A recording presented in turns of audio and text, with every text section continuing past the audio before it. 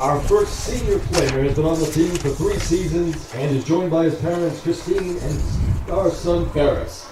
Sisters Nanny and Taj Johnson, as well as brothers Keon and Ziggy Johnson, from Neptune, New Jersey, outside linebacker, number 0, Amir Johnson.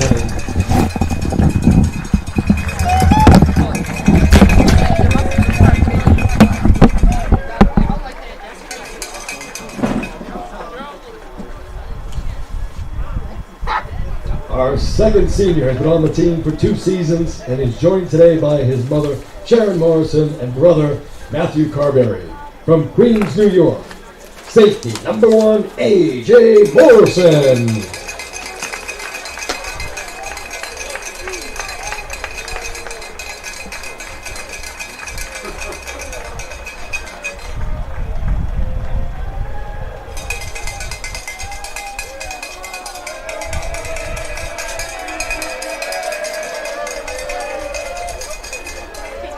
Our third senior has been on the team for 1 season and is joined today by head coach Adam Schultz. From Eatertown, New Jersey, wide receiver, number 19, Dylan McCullough.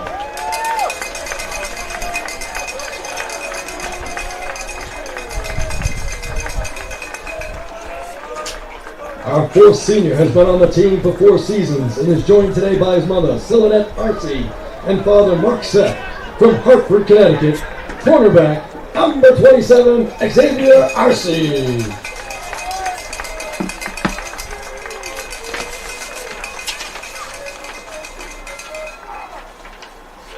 Our fifth senior has been on the team for 4 seasons and is joined today by his mother, Christy, father, Ronald, brother, Ryan, grandmother, Penny, Mark Gourmand, and Elijah Osei.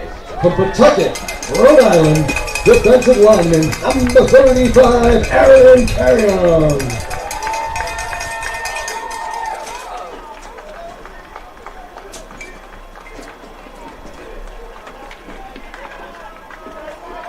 Our sixth senior has been on the team for 1 season and is joined today by his mother, Diane Katrakazis, brother Marcos Katrakazis, and Aunt Louise Agostoni.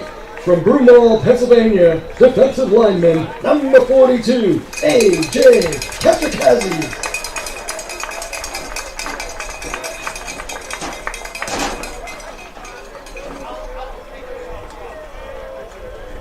Our 7th senior has been on the teams for 3 seasons and is joined today by his parents, Christine and Robert D'Amato, brother Nick D'Amato, and grandmother Ann Ricard. From Waterbury, Connecticut, offensive guard, number 57, R.J. D'Amato.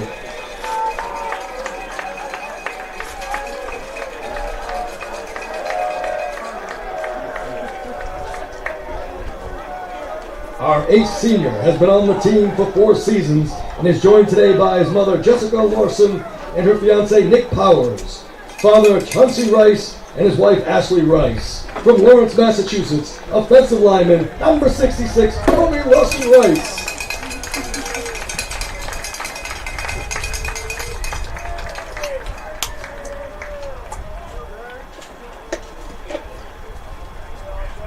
Our 9th senior has been on the team for 2 years, accompanied by his father, Donald Ward, his mother, Nicole Ward, and sister, Madison. Number 10, Miles Ward.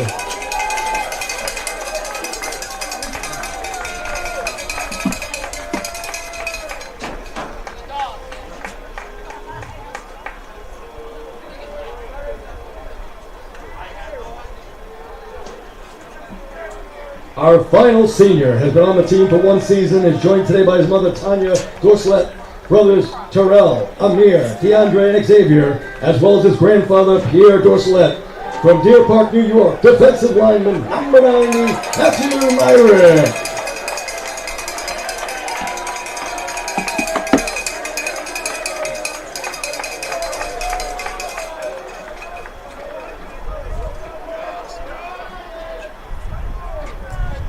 Post University would like to thank our seniors for all their hard work and dedication to the football program throughout their time here at the institution, and we wish them well in their next chapter. Let's hear it one last time for all our 2025 seniors.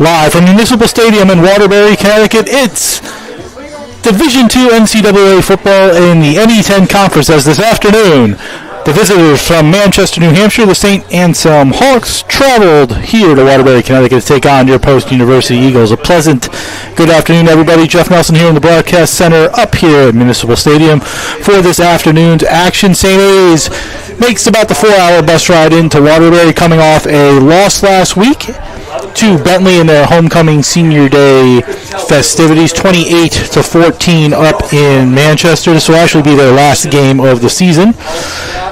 They are currently 5-4 overall and 4-3 in the NE10. And just for record-keeping purposes, this game, while again second time this season St. A's has made the trip here to Waterbury, this will be considered a non-conference game for the purposes of record-keeping and purposes. So for both Post and for St. A's, this is a non-conference game. For St. A's, they lost to Bentley 28-14, as I mentioned. Game was 7-7 going into the fourth quarter, but Bentley put up 21 points in that fourth quarter to stake their lead, and ultimately the victory, 28-14, up at St. A's last week. Good game overall, but Hawks unable to come away with the victory. Drew Faulkner, the quarterback, 12 for 30, 156 yards, 1 touchdown, and 2 interceptions. Joshua Campo, 11 carries for 47 yards and a touchdown. Drew Faulkner, 15 carries, 61 yards, no touchdown. Jake Croce, 10 carries, 32 yards, and a touchdown. Overall, Domingo Meade, 3 catches, 74 yards, and a touchdown in the losing effort. So they make the second trip into Waterbury this season, having defeated the Eagles several weeks ago, 30-23 on a last-minute touchdown. The Eagles at the time, 3-0 on the season. That was their first loss of the season, but a last-minute loss here at Municipal Stadium were the Eagles to the Hawks back on October 4th. But the Eagles coming in, as we mentioned, started the season 3-0 on a 5-game losing streak right now, 3-5 on the season. They're coming off a tough loss, 19-10 last week in a game the Eagles felt they should have won, but weren't able to pull off against AIC. Up at Springfield last week, 19-10 overall. Again, with the loss, Eagles fell to 1-5 in conference, 3-5 overall. This game again, we'll repeat it several times if you just sort of are tuning in or catching up for the first time. Eagles ultimately, these two teams are playing for the second time this season here, and this one is the non-conference battle. Tyler Pumachan, 8 for 19, 137 yards, 1 touchdown, 1 interception last week in the losing effort. He also had 12 carries for 51 yards on the ground. Receiving-wise, Israel Geraldo, 2 catches, 50 yards, and a touchdown. Pumachan, the leading scorer, tied for the leading scorer in the NE10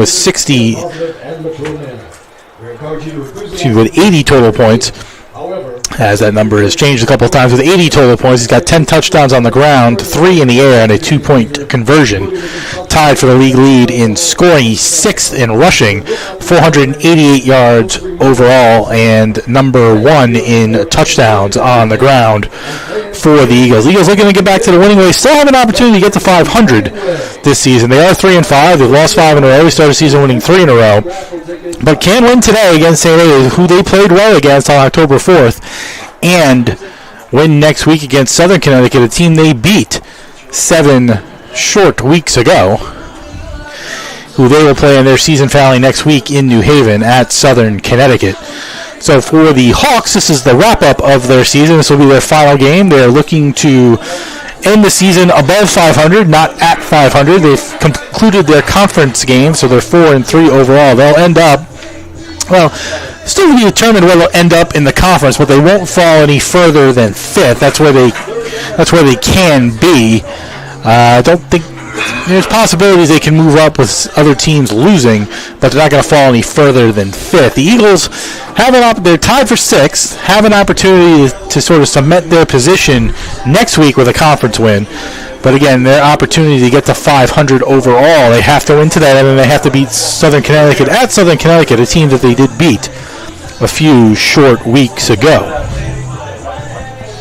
Should be a good game today. Again, these teams played A little over a month ago, October 4th, and St. A's came away with a last-minute win, 30-23 on a last-minute drive and touchdown pass to defeat the Eagles here this afternoon. So it should be a good one here. We thank you for joining us wherever you are on the Post University Sports Network today. Had Senior Day a few minutes ago, and several graduating seniors on this team and program, led by Amir Johnson, who's been here for 3 years. Number 0, one of the team leaders and captains. A.J. Morrison is another senior who's been on the team for 2 years. This will be his final home game. Dylan McCullough is the 3rd senior to be leaving the team. He's only been on the team for 1 season, and Dylan this season has had a couple of catches overall, but we thank him for his efforts with the program. Xavier Arce is the 4th senior. He's been here for all 4 varsity seasons of the program. Xavier is one of the team leaders in the locker room as well. Aaron Carrion, also been on the team for 4 seasons through the 4 varsity seasons, as this is the 4th official season. A.J. Katrakazis has been on the team for 1 year. He also is graduating from Broomall, Pennsylvania. R.J. D'Amato has been on the team for 3 seasons. He is an offensive lineman. He'll be graduating as well. Colby Lorson Rice, one of the offensive linemen has been here. He's been here the full 4 varsity seasons, just staking out his position and doing a great job at tackle for the Eagles. And the final senior, the final of the 9, Matthew Myrick, has been on the team for 1 season out of Deer Park, New York. Rounds out our senior day activities, the 9 seniors who are leaving the program. Again, 3 of them have been here for the 4 varsity seasons, and to them and to those who graduated last year, who went through the full, from the initial sort of JV season through the 3 varsity seasons, and now this season as a varsity program. Again, this program's come a long way. If you remember at the very, very beginning, that first game against Western Connecticut where both teams wore white jerseys, and the only difference was the helmets. Program's come a long way since then, and it continues to show as the program continues to grow, both in recruitment and in wins. Again, 3 wins so far this season. Still 2 games to play, most in program history. They started with 2 total going into this season, and now they have 3 this season alone. Time for the national anthem here in Waterbury. We'll be right back after the playing of our national anthem.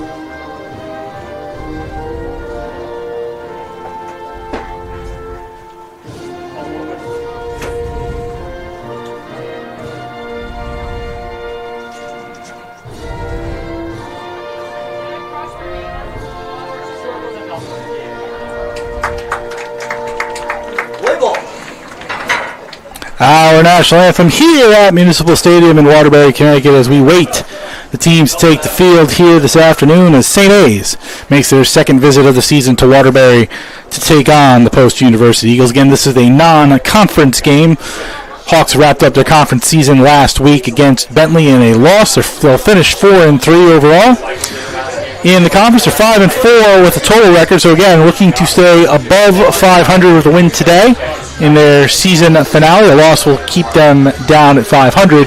The Eagles 1-5 in conference. Again, a non-conference game today. They already lost to St. A's earlier this season in the last minute. Or 3-5 overall. Have a chance to get to 500. Win this week against a team they were very competitive against, and win next week at Southern Connecticut, a team they did defeat 6 weeks ago. Waiting for today's captains on Senior Day, the final home game of the season for the football program in post in season number 4. They'll finish on the road next week against Southern Connecticut, 12 o'clock on the NE10 Now Network and Flow Sports. Busy sports weekend around the post-university sports team. We've got women's hockey skating off in about 10 minutes. Men's hockey will play later today against Assumption, 7 p.m. on the Post-University Sports Network. Max will be covering for me down there. He'll be broadcasting with Coach Pete Whitney down in the Coach Pete Whitney Broadcast Center at the Sports Center of Connecticut for that 7 o'clock tip, or puck drop, rather, down this evening. So after this game, definitely jump on and watch Max and Coach do the men's game this evening down at the Sports Center of Connecticut. I'll be back with hockey on their next homestand, which will start on November 21st. The Hawks take the field in their white uniforms and white helmets with the dark blue lettering. Eagles take the field shortly this afternoon here in Waterbury.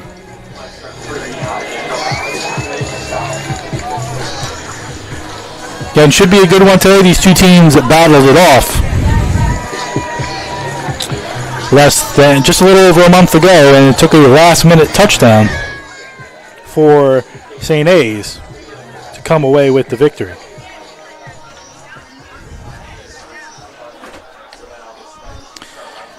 And again, on the football side, big thanks to everyone who has taken part, particularly on the production and the engineering side. We want to make sure we give them as much credit as possible, led by Mike Vesey and his staff.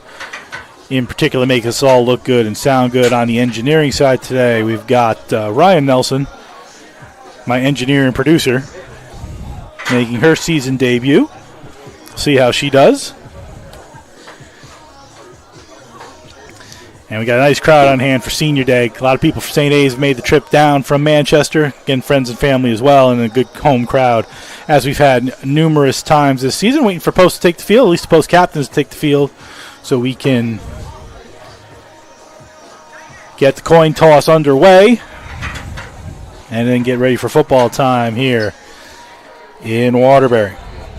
Starting lineups brought to you by Post University, who wants you to ask yourself, are you a Post person? Post makes it personal with fast, flexible, and affordable programs that are designed to help you achieve your goals no matter where you are in your academic journey. Post offers online, hybrid, and on-campus degree programs to meet your needs. For more information on all the Post degree programs, to visit the campus, take a tour, or apply, go to post.edu. That's post.edu. For St. A's, the quarterback is Drew Forkner. He is the NE10 leader in passing yards, 6'3", 215 out of Plano, Texas. His running back is Jake Croce, sophomore, 6'2", 205 out of Point Pleasant, New Jersey. The three wide receivers are Malachi Jones, 6'1", 170 out of Virginia Beach, Virginia. Jaden Haynes, 5'10", 180 out of Sayreville, New Jersey. And Kyle Variest, 6', 195, junior out of Wall, New Jersey. The tight end, Kevin McGurn, 6'2", 225, senior out of Braintree, Mass. So this should be his last game. The offensive line, left to right, the tackle is Kevin Coulter, 6'6", 305 out of Vernon, New Jersey. Ross Olinger, 6'3", 280 out of Marshfield, Mass., also a senior. James Mullen, 6'3", 295 out of Weymouth, Mass.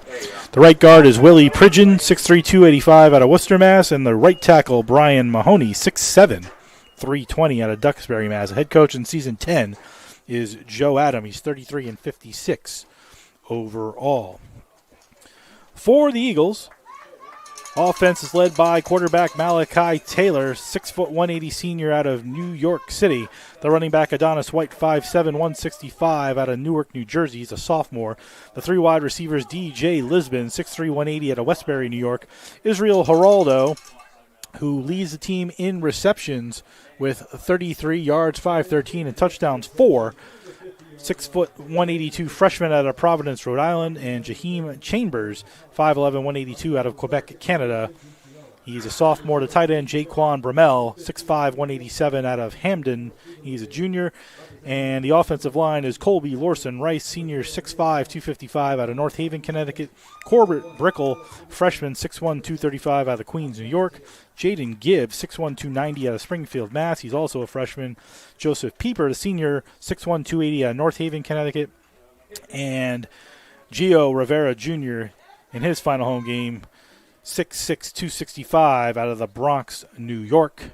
Head coach in season 4, Adam Schultz. He's 5-33 all time. And probably a little premature on Gio Rivera Jr. He wasn't part of senior day, so he probably is coming back. Eagles have won the opening toss. They will defer. Looks like St. A's will get the ball to start the game.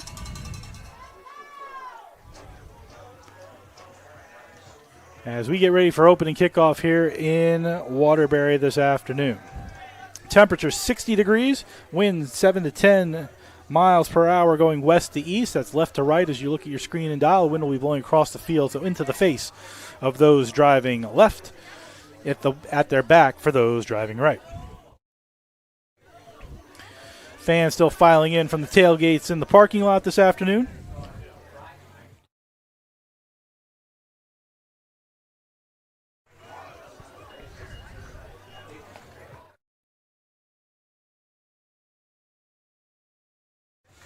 St. A's will get the opening kickoff here as the Eagles won the toss and defers.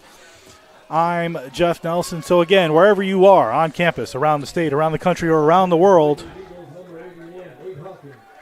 we thank you for joining us on the Post University Football Network, consisting of the CACC Network and YouTube.com/GoPostEagles. It's time, though. What time is it? It's football time in Connecticut. Nathan Hawkins, the kick. Back to receive, Caleb Lewis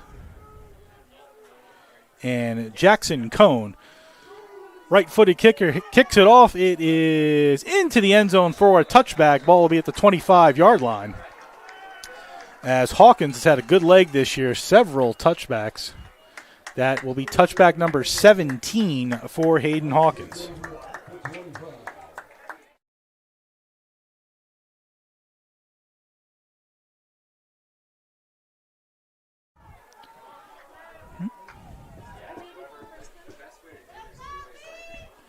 First and 10, and out comes their quarterback to start the game. He is the leader in the NE10 in passing. That's Drew Forkner, 6'3", 215 junior out of Plano, Texas. We'll have two receivers to the right and a running back, Croce, to his right. Snap.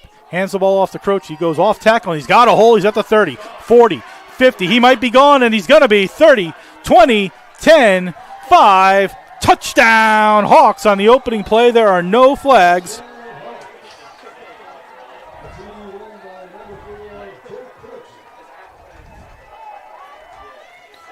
And on the opening play of the game, the Hawks go 75 yards. A handoff to Croce off left tackle, and he was gone.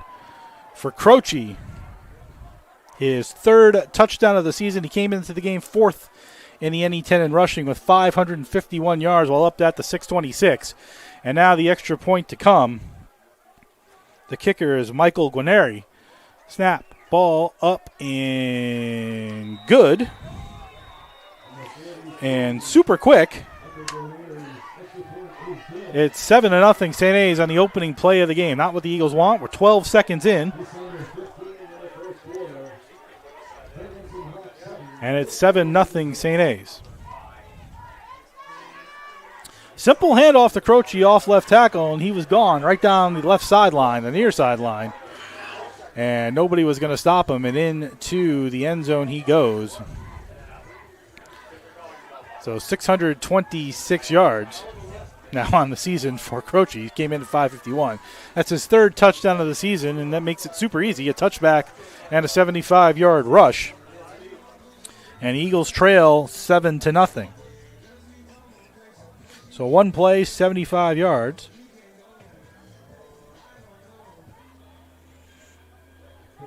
But now the Eagles offensively will have their opportunity to get it right back. And they've changed their kickoff return formation a little bit. Geraldo is more up at the 25. Back to receive, though, for the Eagles is Edward Bandy, standing on his own 10. Here's the kick. It's going to go towards the up man on the other side. It's caught at the 15, 20, 25, breaks a tackle to the 30, close to the 33-yard line. Look like Malachi Dudley has his shirt pulled up so hard to see. It was Malachi Dudley who caught that ball as the Eagles have changed their kickoff formation. 1st and 10. Ball at the 35-yard line to start. Malachi Taylor, the quarterback, he'll have Bandy behind him in the pistol. 2 receivers left, 1 receiver right. Eagles trail 7-0 on the opening play, 75-yard rush. Hands to Bandy, who goes right up the middle, gains maybe 2. It's 2nd and 8 at the 37.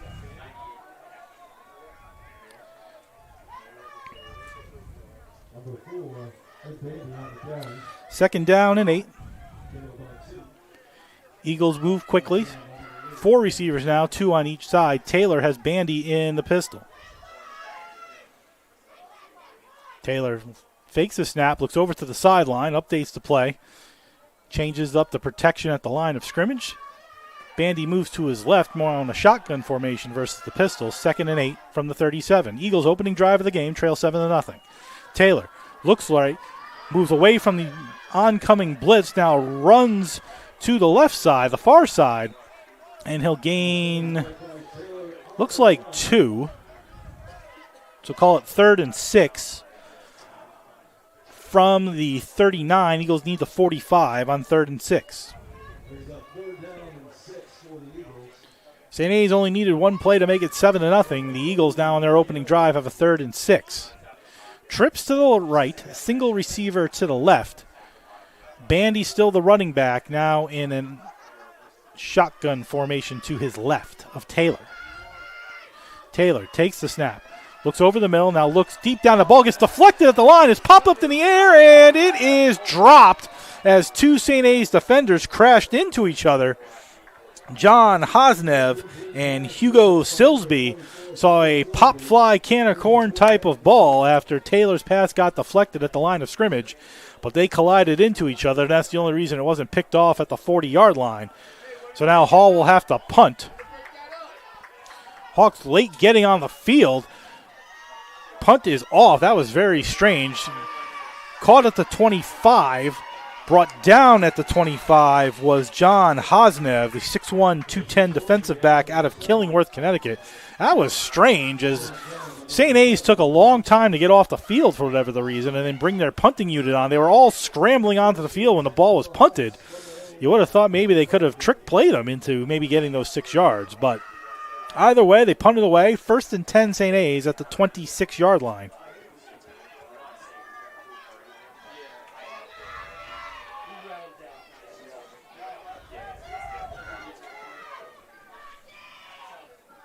They only ran 1 play last time. They will fake the run, throw a pass. It goes off the hands of the wide receiver Malachi Jones in his 5th season, 6'1", 170 out of Virginia Beach, Virginia. As that was the first pass of the game for quarterback Faulkner. Eagles go 3 and out. 2nd down for St. A's, who leads 7-0.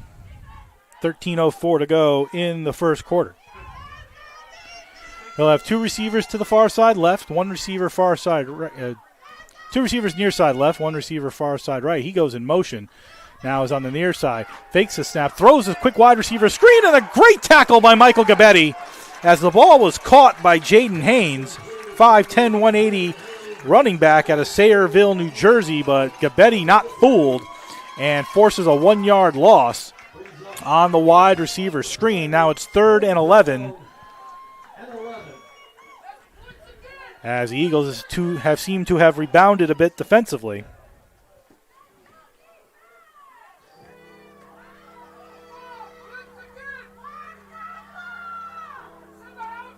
Third and 11. Shotgun formation, 2 receivers on both sides. Eagles show blitz coming off the far side.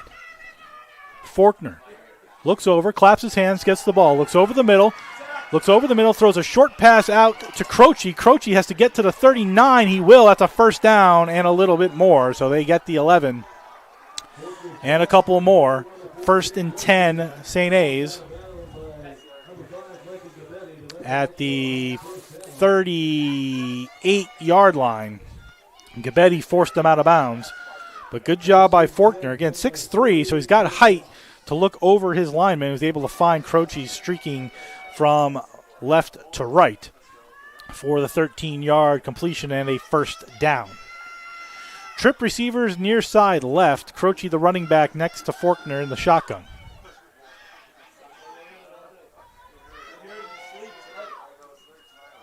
Quarterback draw this time. Right up the middle and taken down. Faulkner goes. He'll get a yard. But he was crunched defensively by Jordan Reamer, the 6', 380-pound sophomore lineman out of Matawan, New Jersey.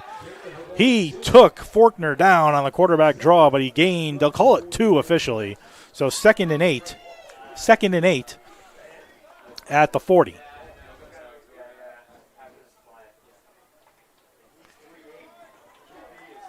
Hawks with the ball, their second possession. They'll go 2 receivers to the left, 1 receiver right. Croce still the running back next to Faulkner.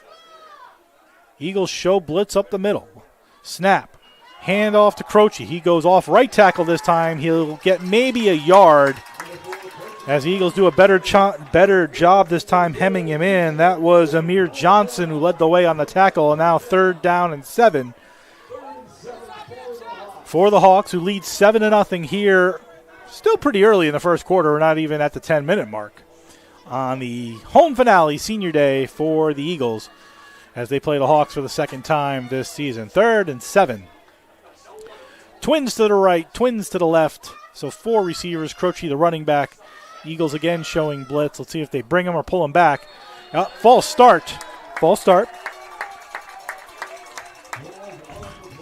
On St. A's, that'll push him back 5 yards. So 3rd and 12.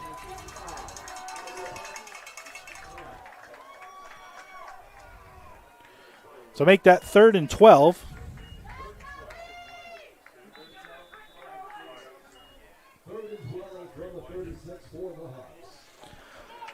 Pushed them back 5 yards. That's our first penalty of the day. 3rd and 12. They need the 48-yard line, their own 48-yard line for a first down. So now instead of twins on both sides, it's trips far side left. Single receiver right. Croce steps up to the shotgun. Looking to pass, throws it over the middle, but nobody there as he was looking for Malachi Jones, and that's an incompletion and 4th down. So punting unit comes on for St. A's. Their punter is Thomas Murray. He averages 40.4 yards per punt this season. 43 punts, a long of 56. He'll be standing on his own 20. Back to receive Israel Geraldo on his own 30. Snap is low. Kick is up, almost blocked. And it was into the wind and it went out of bounds. Not a good kick. Let's see where they officially mark it out. That's got to be at least midfield. Let's see where the line judge goes. He's still walking. Right at the 49-yard line of the Eagles. So not a good punt there. That was only 16 yards on the punt. The Eagles will take the ball over. 1st and 10 at the Eagle 49. Out comes Tyler Pumachan to run this round of offense, and Malachi Dudley, the running back, behind him. 2 receivers near side, 1 receiver to the far side. Snap. Pumachan hands the ball off to Dudley, looking to find a hole. He gets none. Maybe gets back to the line of scrimmage, but mauled down, led by 92, Nick Johnson, 6'1", 250 out of Pittman, New Jersey.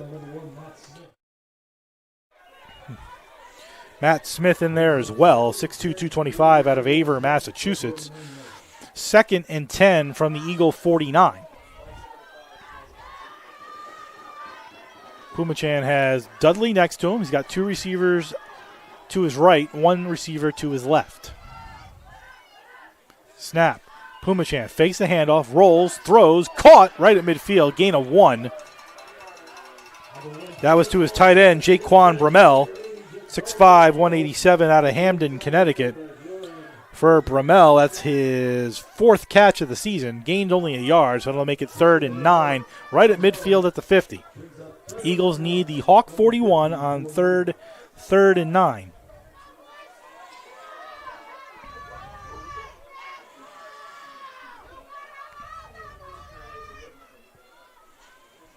Single receiver on the near side, trips to the far. Pumachan takes the snap. Looks left, looks over the middle, now tries to scramble away, but he'll be sacked behind the line of scrimmage. Led by Jason Paganis, 6'1", 225, sophomore out of Billerica, Massachusetts. 4th and call it 14, as the Eagles will have to punt for the 2nd time today. Paganis, that is his 4th sack of the season. And the 2nd punt now for Hayden Hall. Quickly, punt is up in the air by Hall, and that's a good one with the wind at his back.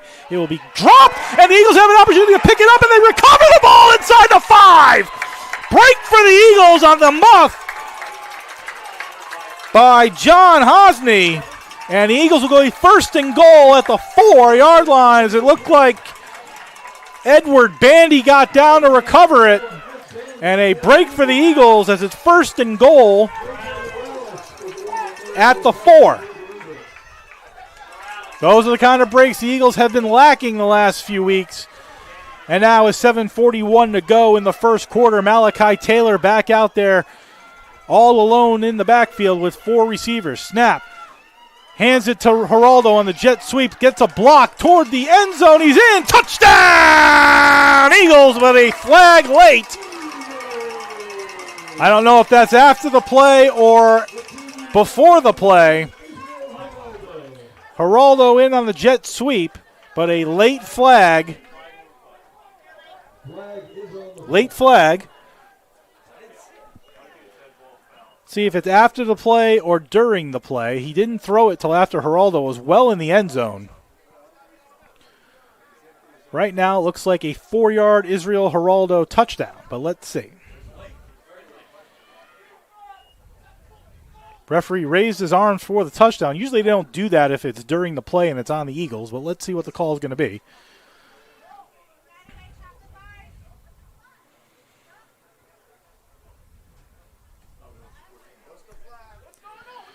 Wait for the referee to make his call.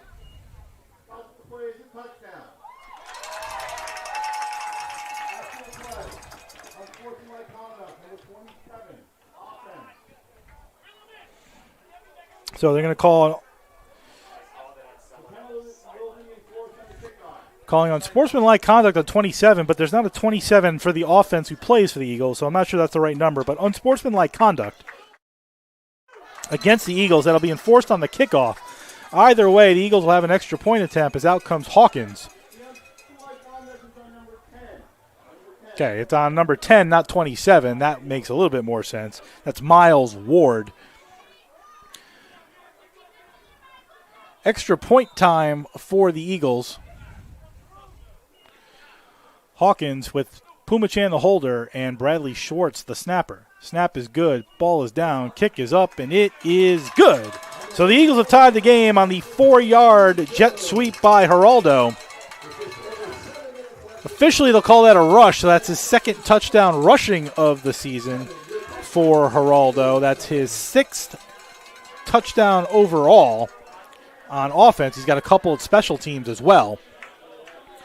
So the Eagles get a break on the muff on the punt by the punt returner Hosney. And the Eagles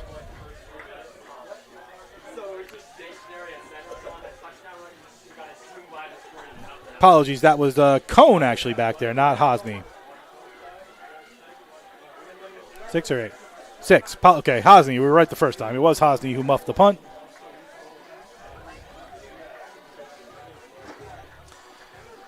And Eagles will have to kick off from their own 20 after the unsportsmanlike conduct penalty. So just to set the scene, it's 7-7. On the muff by Hosney led to the 4-yard jet sweep touchdown to Geraldo. It was a handoff, not a throw. So Eagles have tied it 7-7. Hawkins kicks from the 20, back to receive. The wind is at the back of Hawkins. Is Cone. Kick is a line drive, has the wind at their back, and received at the 10, 20, 30. Gets to the 33, and he's hit hard.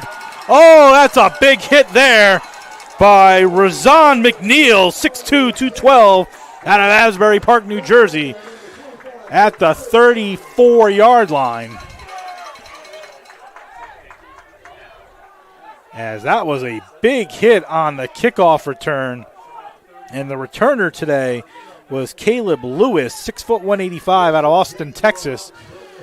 So we start again, 1st and 10 at the 34-yard line. Game tied at 7 now. St. A's scored on their opening drive on the first play, a 75-yard run by Croce. And Eagles had a one-play 4-yard drive after the muff punt. Back to pass, throws it deep down the middle. It is caught at the 45 and a tackle missed. 30, he's at the 20, he's at the 10, 15. Well, you got to go 10-5, not 15. That's a touchdown for St. A's on their opening play. Jaden Haynes, 5'10", 180 out of Sayreville, New Jersey. 68 yards. There's no flags on the field. And for Faulkner, his 15th touchdown pass of the season. And just like that, the Eagles down again, 13-7, extra point to come. Sean Hurley is doing the extra point. Snap is high, but he gets it down. Kick is up and good. And fast-moving football with 7:11 to go in the first quarter. Eagles now trail 14-7, so if you went to get something out of the refrigerator, you missed 2 touchdowns. A muff punt, a 4-yard Eagle touchdown, then a unsportsmanlike conduct penalty, a kickoff, a big hit, and then a 68-yard touchdown pass, Faulkner to Haynes. And for Haynes, that was his 5th touchdown of the season on his 27th catch.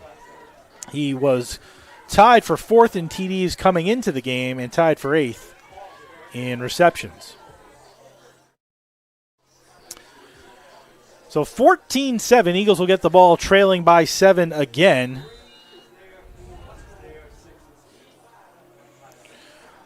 Guamari will kick off from the 35.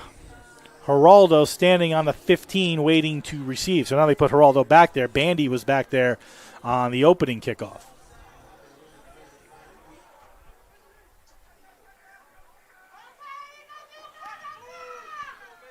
We're barely through the halfway point of the first quarter, and we've had a lot. They're going to kick it towards Bandy. He catches it at the 25.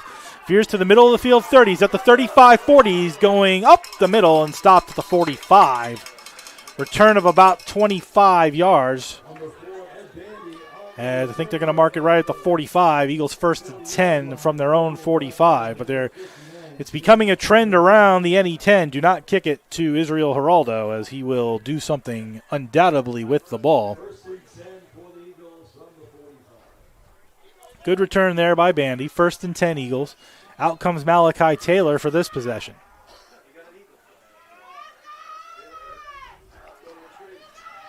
Two receivers on either side. Taylor all alone in the backfield on 1st and 10.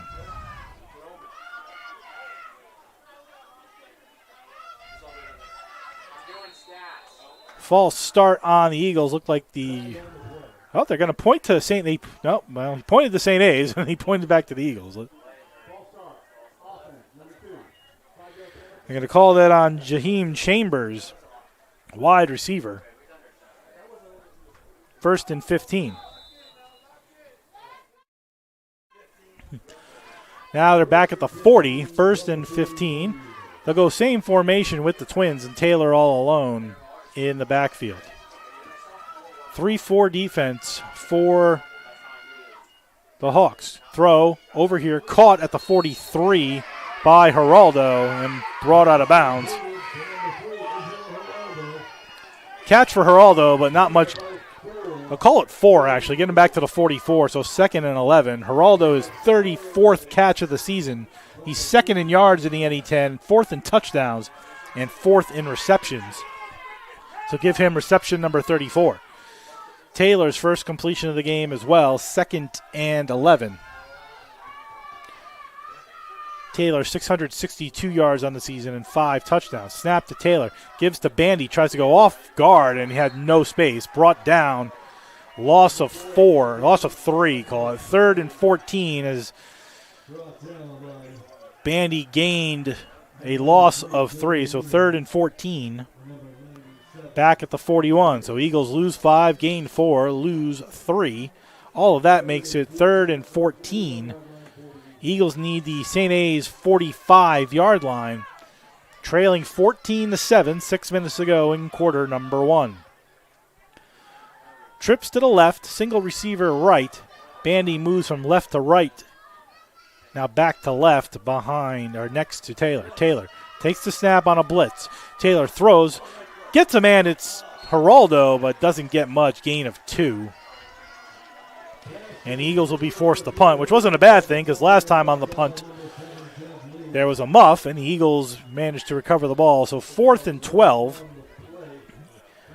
Back to punt again is Hayden Hall, his 44th punt of the season. Snap is high, but he gets it off in another line drive. This one they're going to let bounce, and it might roll into the end zone. It does. Oh, he's going to say 1 yard line. That's a great punt. Great punt by Hawkins down at the 1. Wow, I thought that might have gone into the end zone. We don't have the best of angles here, but a 58-yard punt by Hayden Hall down at the 1 yard line. So 1st and 10. 1st and 10.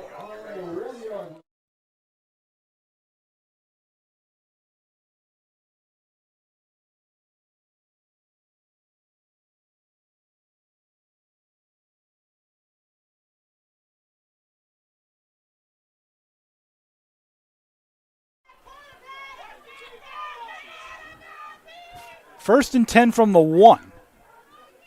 Faulkner trying to get the Eagles to jump to gain a free 5 yards. He'll hand the ball off up the middle. Croce gets back to the line of scrimmage. Not much more. Good job by the Eagles not to jump. 2nd and maybe 9.5, if that, at the 1. Faulkner trying to get the free 5 yards to change up that play. 2nd and 9. 4:45 to go in quarter number 1. Single receiver left, twins to the right. He's got Croce next to him. He probably will try to get the Eagles to jump again, who show blitz. Snap. Hand off to Croce again. He goes up the middle. He'll get yards. Not enough for a first down, but he gets out of the end zone up to the 9. Gain of 8. And that makes this significantly more manageable. 3rd and 2 at the 9.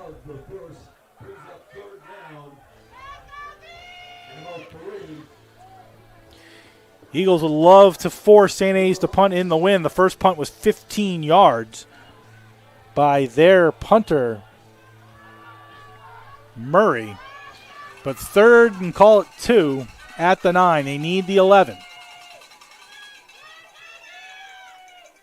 Croce, the lone running back in the backfield. Faulkner takes a high snap, hands it off to Croce, who's got a hole up on right tackle, and he's still on his feet and then brought down after a gain of close to 12 at the 22. So good job by St. A's to get out of the shadow of their own goalposts as they started this drive at the 1. And now they're out to the 22-yard line. 1st and 10 on the 13-yard run by Croce, who is approaching 100 yards in this first quarter based primarily on the 75-yard run on the opening drive. Trips to the left, single receiver right. Faulkner all alone in the backfield on 1st and 10. In motion, hands the ball off to the wide receiver. He's at the 25 and brought down at about the 27. Call it a gain of 3. 2nd and call it 6 officially, as that was given to 81, Kyler Singletary, 5'6" freshman out of Cypress, Texas. Call that technically a pass. for Singletary. Looks like that's his first reception of the season. Don't see him listed here. Trips to the right, no receivers left. Running back next to Faulkner. Snap. Fakes the handoff, looks over the middle, throws over the middle, picked off at the 41-yard line. A bad throw, and picked off by Jazeer Orleus, the freshman out of Jersey City, and the Eagles force their second turnover of the quarter. Trailing 14-7, they get a big turnover there after the St. A's Hawks get out of the shadow of their own goalpost. Bad throw by Faulkner. That's his 4th interception of the season, throwing for Orleus, his 3rd interception of the season. 1st and 10 Eagles at the 41. Pumachan in the pistol. Snap. Hands off to White. Goes off left tackle, has a hole, gains close to 10. They'll call it 9. 2nd and 1 at the 34-yard line. Call it 2nd and 2.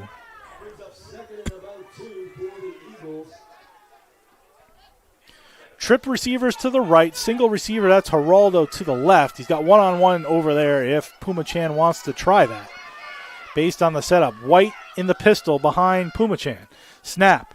Hands to White, who goes up the middle with a hole. He'll get enough for a first down and a little bit more. That's a close to 10-yard run down to the 24-yard line. 1st and 10 Eagles. Minute 25 to go in the first quarter. 14-7 St. A's. And the Eagles, who have forced 2 turnovers in this quarter, driving, looking to tie the game up. 2 receivers right, single receiver left. Pistol formation for Pumachan. Snap is high. He gets it. Hands it off. It looks like that's Bandy this time.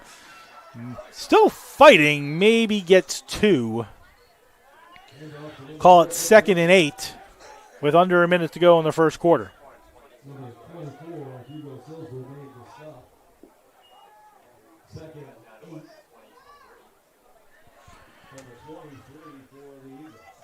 Ball is at the 22. 2nd and 8.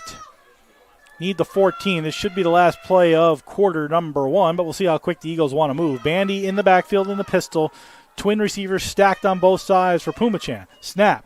Fakes the handoff. Looks over the middle. Throws over the middle. He's got Geraldo caught. And he breaks a tackle. He's in. Touchdown! Eagles! Into the nest. Geraldo goes for the 2nd time today.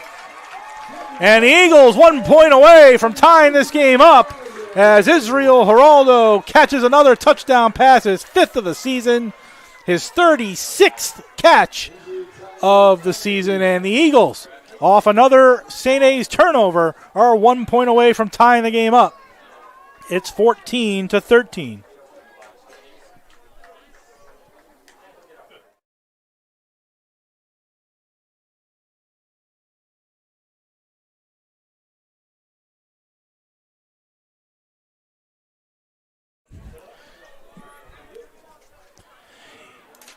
Extra point being held up due to an injury on the field, but a 24-yard touchdown pass from Pumachan, his 4th of the season throwing. And for Geraldo, his 5th of the season receiving. And player able to get up under his own power, that's Alex Francoeur. I'm sorry, that's 27, not 23. That's Luis Consuega, 5'10", senior out of Miami, Florida. He was the injured party able to get up under his own power. Eagles trail by 1, 18.2 seconds to go in the first quarter. Extra point to come. It's Nathan Hawkins waiting for the snap from Bradley Schwartz and the hold by Pumachan. Snap. Oh, false start before all that. See if it's on the defense or the offense. Somebody on the D-line jumped. I just don't know if he crossed over the line. And then if it is on St. A's, we'll see if the Eagles decide to go for it. Let's see. Looked like a defensive lineman jumped for St. A's, and then one of the near side tackles moved. But let's see if he was drawn or if it was An offensive penalty. Nobody's moving a ball. Let's see. It's going to be on the offense, and it's going to be on Aaron Carrion, one of the graduating seniors. So it makes the extra point 25 yards instead of 20.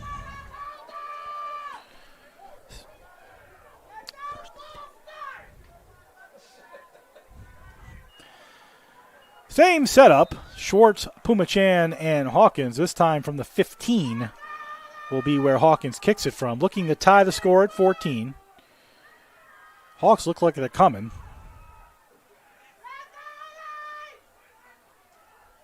Snap. Kick is low and good. There is another flag. I think this time St. A's jumped. They'll call the kick good. So right now we're tied at 14. I think that's going to be on St. A's, though, because they didn't blow the whistle.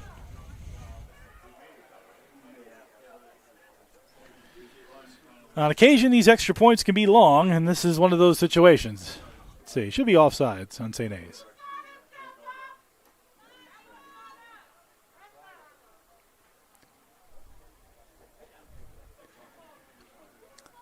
A lot of talking for an extra point. Let's see. All right, didn't give a number. It's an offsides on the defense.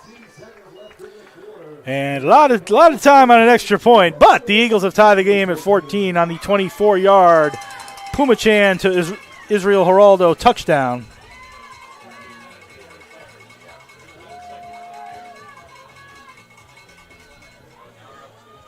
And it's 14-14.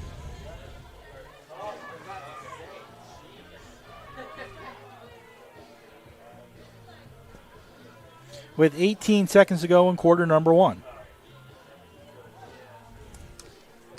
A lot of things in this quarter, let's put it this way. The Hawks have scored on two one-play drives, 75 yards and 63 yards. And the Eagles have scored on the result of two turnovers, a muffed punt by St. A's and an interception thrown by Faulkner, which resulted in a 4-yard Israel Geraldo run and a 24-yard Israel Geraldo reception on a pass by Pumachan. Kick is high and into the end zone. They'll bring it out this time. 5, 10, 15. Cuts to the middle. Finds a hole. 20, 25. Nice tackle right at the 26-yard line. As Caleb Lewis had that kick return. And for the Eagles, it was J.J. Morales with the tackle. 12 seconds remain in the first quarter. A long and entertaining first quarter here in Waterbury this afternoon on Senior Day, the home finale for the Eagles, looking to break the losing streak and claw their way back to 500. That would be a big step forward for this program to go from one win to 5. But first they got to get the 4. Can't get the 5 without getting the 4. Faulkner fakes the handoff, rolls to the right, throws right, has a man, drops the ball. As Faulkner rolled right through the ball to his tight end, Kevin McGurn, 6'2", 225, out of Braintree, Mass., but he dropped the ball. That'll make it 2nd and 10 at the 28-yard line. 8 seconds to go in the first quarter.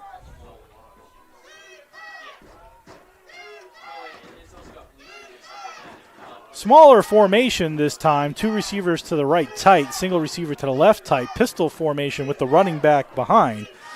Hands off to the running back who tries to go off right tackle. Finds a bit of a hole, gains maybe 5. And that should be the last play of the first quarter. That's Anthony Almeida, 5'8", 200-pound running back from North Arlington, New Jersey. So after one quarter here at Municipal Stadium in Waterbury, it's 14-14, a very entertaining football game here. We'll be back in 30 seconds with the start of the second quarter. You're listening and watching to Post University Football on the Post University Sports Network.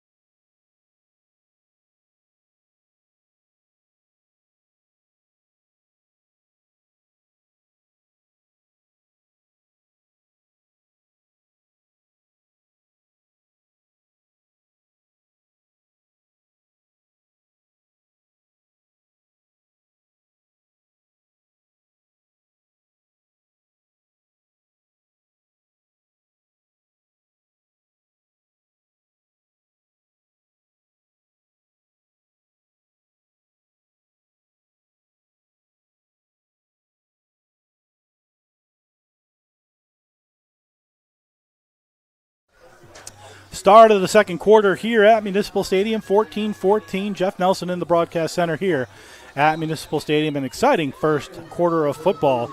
But 3rd and 5 now for St. A's on their own 34. 4 wide receivers and a penalty. As looks like a false start on St. A's.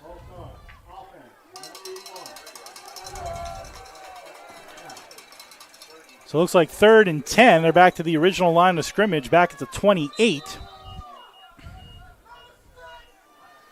14-14, 3rd and 10. Again, St. A's' 2 touchdowns have been on single-play drive, 75-yard rush by Croce on the opening play, and then a 66-yard catch by Jaden Haynes.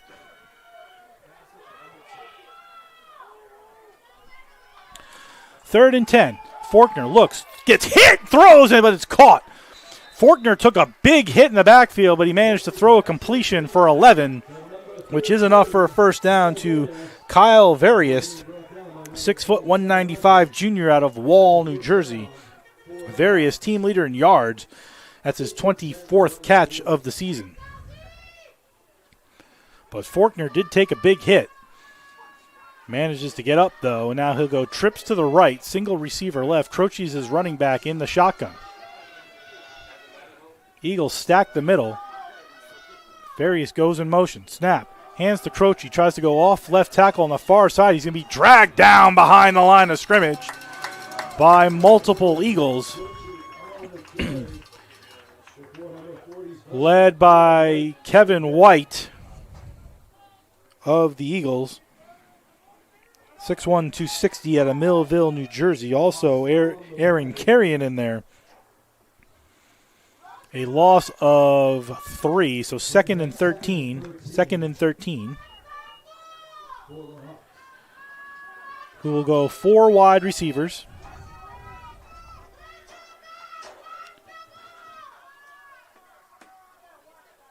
Faulkner changing the protection, claps, takes a snap, looks over the middle, throws over the middle. He's got a man. It's bobbled in the air. Good defense by the Eagles to knock that ball away. Shakir Price got his hand on the ball to knock it out of the receiver's hand. See who that receiver is. He's face down on the turf right now, but good job by Shakir Price to get his hand on it. Good throw by Faulkner. It was right where it needed to be, but give credit to Price to breaking up the pass. For Price,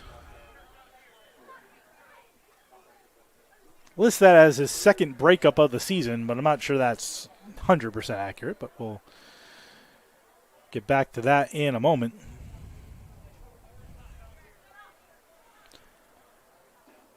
Player down for St. A's. 14-14 is going to be 3rd and 13.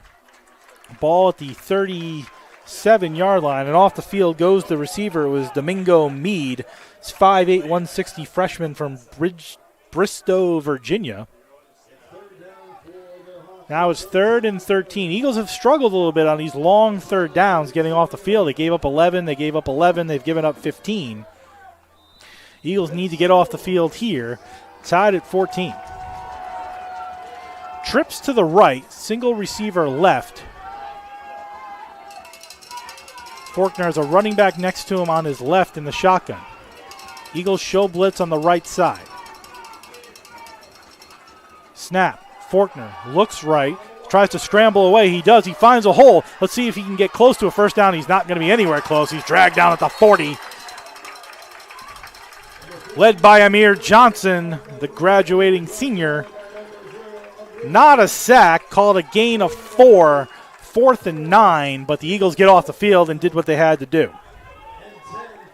Now the ball is at the back of their kicker, Murray. His first punt went 15 yards. Geraldo standing on his own, call it 19, on 4th and 9.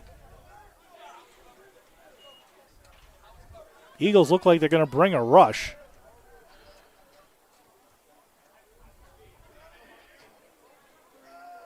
Snap is low, but caught. Ball is up in the air. Better punt this time. And it's away from Geraldo, so it bounces at the 15 and will go out of bounds at the 9. Significantly better punt by Murray. That one 51 yards. Inside the 20 for the 10th time this season. And the Eagles will be 1st and 10 at the 9. 14 all here in Waterbury on the home finale for the Eagles. They'll be on the road next week at Southern Connecticut. That'll be the conference and season finale for the Eagles. Malachi Taylor back at quarterback. Bandy, the running back, next to Taylor. He's got 2 receivers left, single receiver right. Snap is dropped, and Taylor is tackled in the end zone. That's a safety.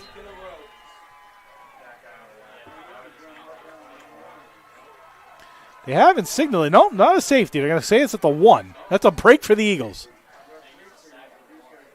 So Taylor is sacked at the half-inch line. That's a huge break for the Eagles. It's not a safety. That's one of those things I think you want to see replay for. And, yeah, they're going to throw the flag. That's a smart flag throw by Joe Adam.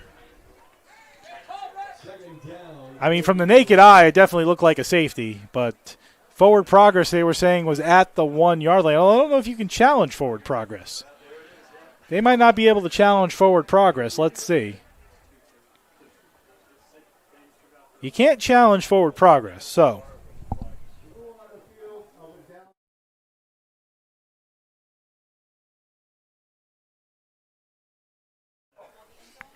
So not a yellow flag, a red flag. That's a challenge flag.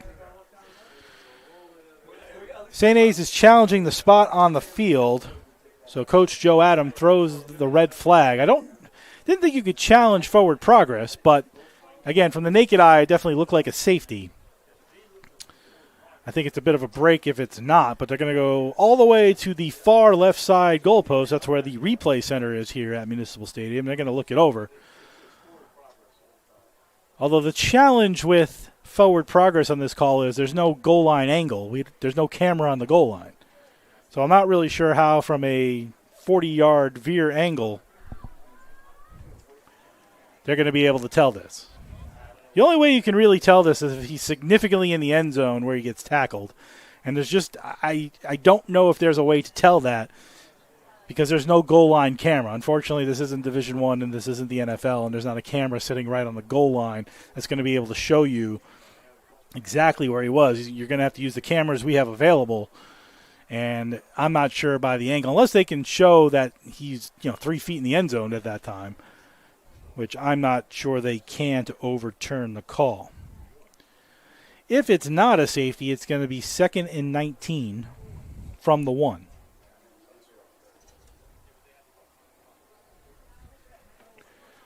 While we're awaiting, let the games around the NE10 today, let's see if we can get you an update on some of those.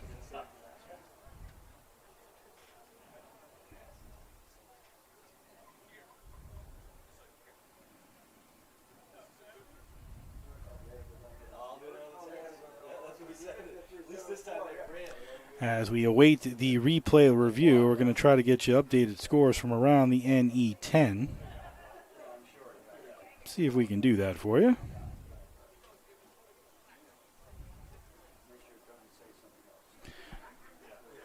Scheduled today is Assumption at Bentley, Pace at AIC, and Southern at Franklin Pierce. Those are the games within the NE10 today. Again, officials checking out. Just don't know if you're going to have an angle to be able to tell where that ball was at the time. So Bentley leads Assumption 14-10 in the third quarter.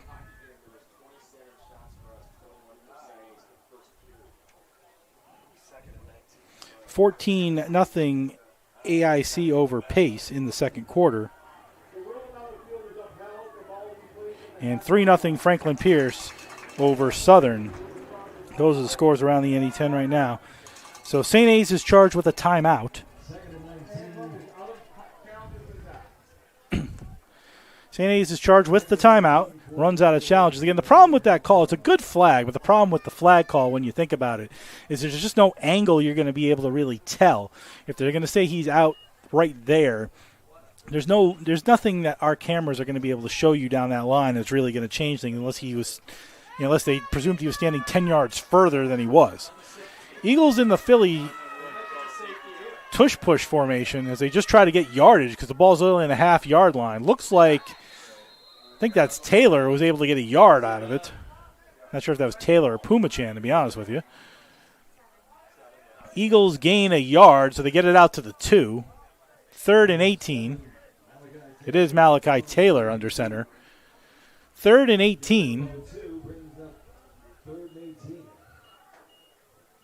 From the 2. Eagles need the just past the 19, and they're going to do Philly special tush push again.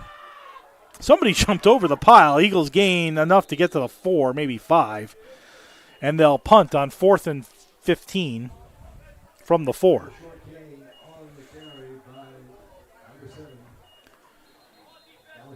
And a player down. Looks like that's 97. Aris Saris. 6'2", 245 out of Danvers, Mass. He's on the ground. That tush push had lots of players diving on top of a rugby-style pile. So a lot of stuff going on here in the first 20 minutes of football. Eagles will need the punt with the wind in their face this time. 14-14 with ball on the 4, and we're just waiting for Zaris to see if he can get up. And it looks like he'll be able to under his own power.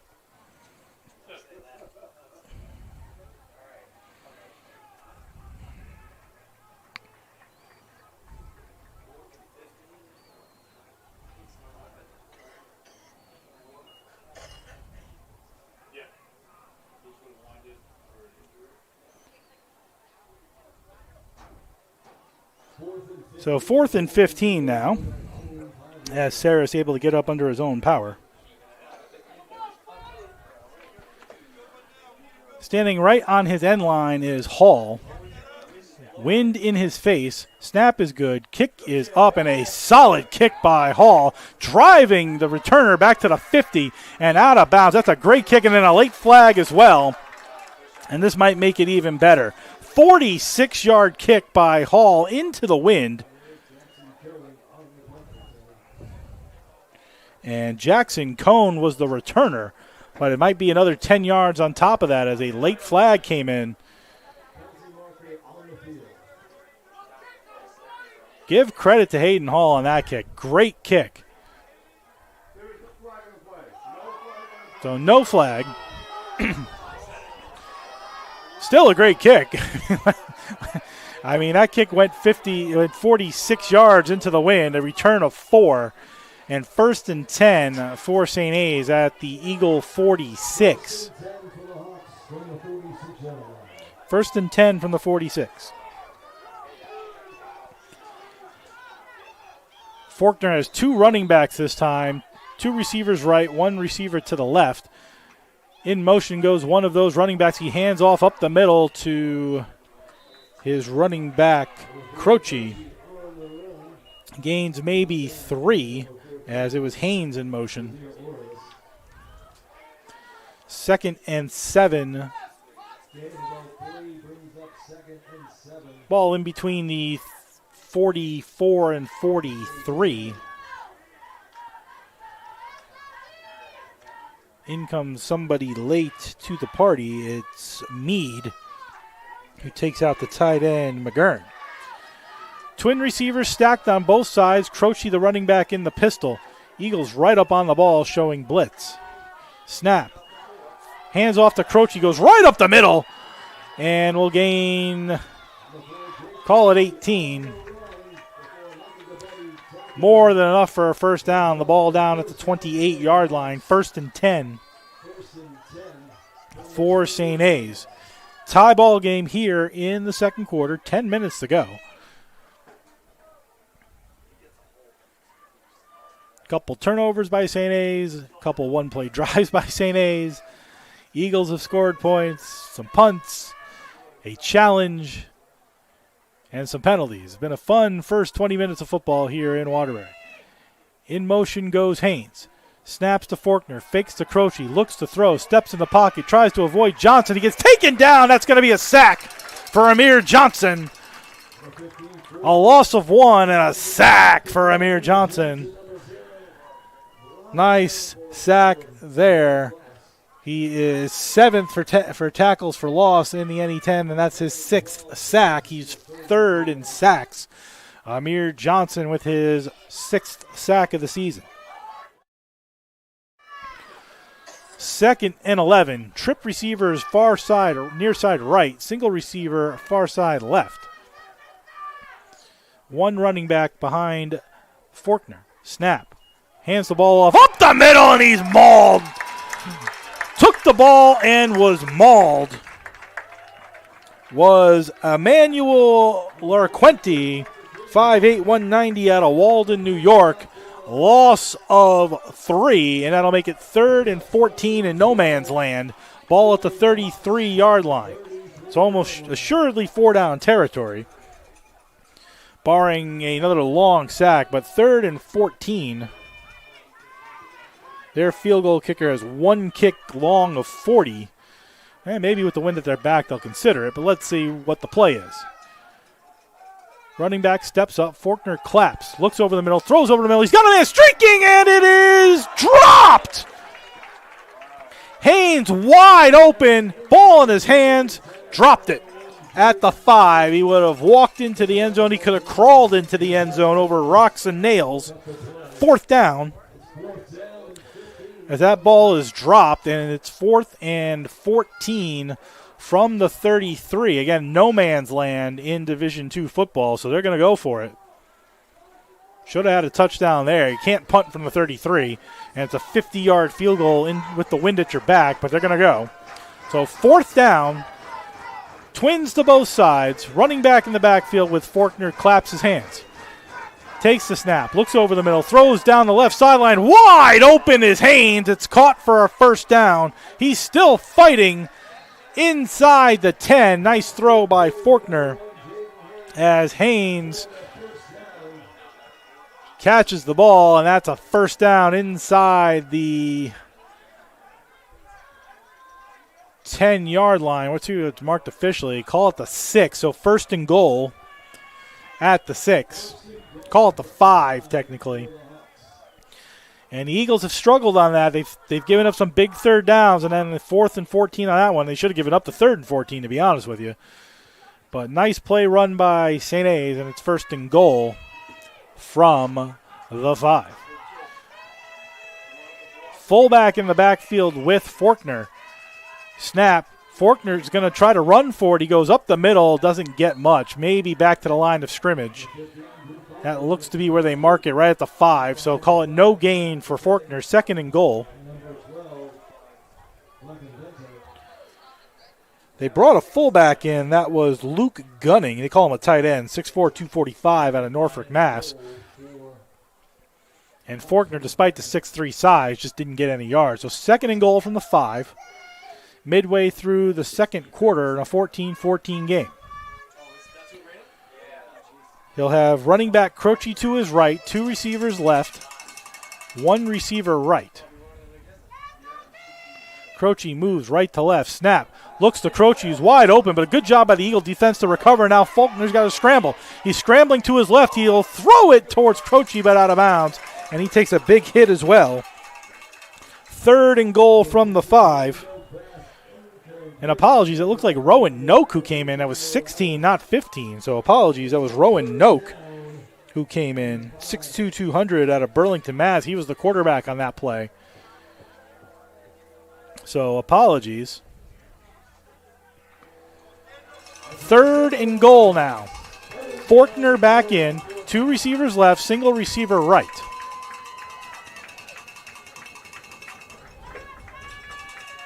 Claps his hands. Has Croce next to him in the shotgun. Snap. Looks left. Throws over the middle. He's got a man. It's caught. Touchdown, St. A's. Kyle Verest makes the catch on a simple short slant. Sometimes those plays can look harder than they are, but Verest, his 3rd touchdown catch of the season. And the Hawks regain the lead 20-14, extra point to come. And that'll be kicked by Guamery this time. Snap is good. Guamery gets his kick up, and it is good. So 6 minutes, 41 seconds to go in the first half. The Hawks have regained the lead for the third time today. It's 21-14 here in Waterbury this afternoon. 21-14.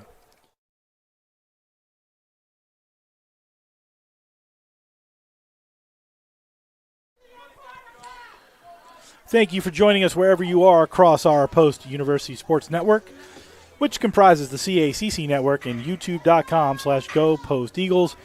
Again, the home football finale today. We want to, again, extend our thanks to Michael Vesey, Sports Information Director of Athletic Communications, and to his entire staff who've done a great job today.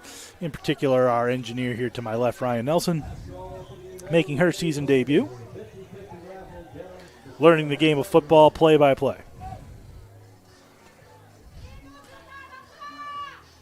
Eagles will return another kickoff, trailing 21-14.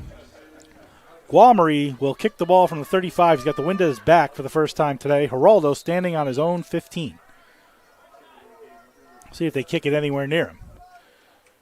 Kick is short, and it's caught, but I don't know if he got the 10 yards. Let's see. They did, and it's an onside kick. And St. A's recovers the onside kick. Officials are going to talk. He landed 11 yards away, but I don't know if he didn't touch it till 10 yards away. Let's see. And that might be something that they throw the red flag for. Officials are talking. They initially give it to St. A's as an onside kick and a first down, but let's see. And Coach Schultz went to get the red flag. I think he's going to throw it. This is where you throw the red flag because the camera's right there. He definitely landed 11 yards with the ball. The question is, did he touch it at 9 yards? It looked short when he touched it. He definitely landed 11 yards beyond the ball. All the officials are touching it. Coach Schultz went into one of the boxes and grabbed the red flag. He's almost assuredly going to throw the flag unless they change the call.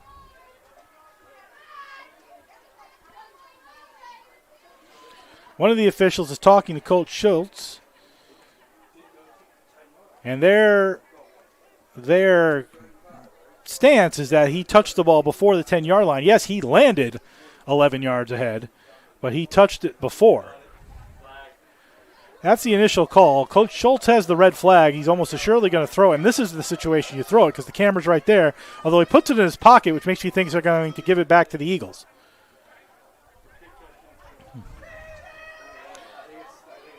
I think they're going to give it to the Eagles now. Let's see, because the offense for St. A's goes off the field. So a lot of excitement. St. A's with the onside kick.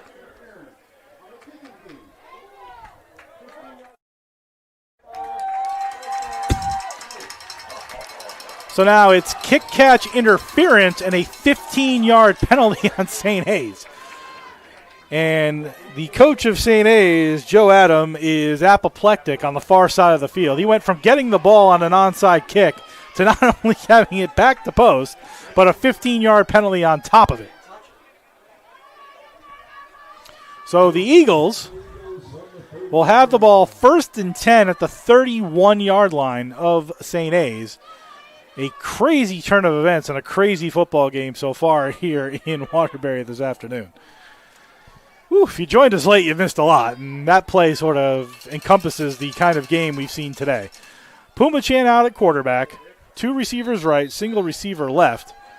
Coach Schultz didn't need to throw the red flag at all. Snap is high, fakes the handoff to the running back. He'll go up the middle, gain a few yards, close to a first down, call it 9, so 2nd and 1 on the 9-yard run by Puma Chan. Started the day 6th in the NE10 in rushing yards. He's 1st in scoring, though. 2nd and 1. Pistol formation. It looks like Adonis White behind him. Moves to an offset. Snap to Puma Chan. Keeps it himself off right tackle. Has plenty of room. toward the end zone. Touchdown, Eagles! Puma Chanagan, the leader in scoring in the NE10 with his 11th rushing touchdown of the season. That's 22 yards, and the Eagles 1 point away for tying it up for the third time today. Puma Chan into the nest. And the Eagles, with 5 minutes and 55 seconds to go in the first half, 1 point away from tying this game on a 22-yard run by Puma Chan.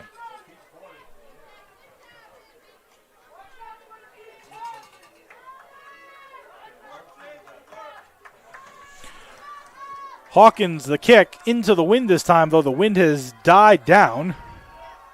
Snap is good. Kick is up. It looks wide left, and it is. That was just a line drive that never had any chance, and the Eagles will trail by 1 with 5:55 to go in the first half. 21-20.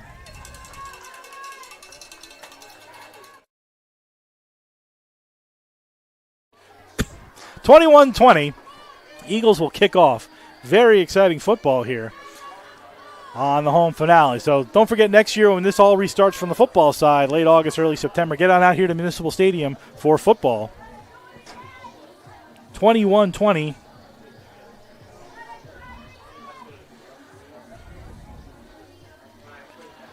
And the Eagles will kick off from their own 35. But get on out here, watch some exciting Division II football. Good crowd on hand for Senior Day. Weather has been fabulous all season, to be perfectly honest with you. Today, 60 degrees, wind 7 to 10 miles an hour, going from left to right as you look at your screen and dial. Eagles to kick off. Hawkins, who has 17 touchbacks on the season. Back to receive is Lewis, who will take it at the goal line. 5, 10, 15, gets a block, 20, 25, up the sideline, out of bounds. Got to about the 30, still moving. Let's see where they mark him out officially. It was not all the way up there.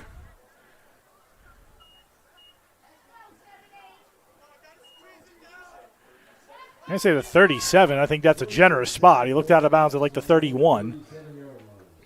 But they'll say 1st and 10 at the 37. Looks like he gained an extra 5 yards. Either way, 1st and 10, 21-20 St. A's. 5 minutes and change to go in the first half. Faulkner, the quarterback, trips left, single receiver right. Snaps, hands to Croce, fakes to Croce, actually now will go up the middle, tries to avoid the sack, and he gets taken down. He'll gain 1, so not an official sack. Led by Jordan Reamer. Faulkner gains a yard. Michael Gabetti in there as well on the tackle. 2nd and, mark it officially as 8, so give him a gain of 2. 2nd and 8 at the 39. Don't forget to join us at the first half intermission. We'll go around the post-university sports scene, an incredibly busy one. I'll look around the NE10 and then I'll look around the top 25 here on the post-university sports network. 2nd and 8. Faulkner has 2 receivers on both sides. Eagles look to bring the blitz on the left. They'll bring it. Hand off to Croce, who goes up the middle. Reamer brings him down, and a flag. Looks like there's a face mask by Reamer. 6 foot 380 out of Matawan, New Jersey. Official's going to talk about it.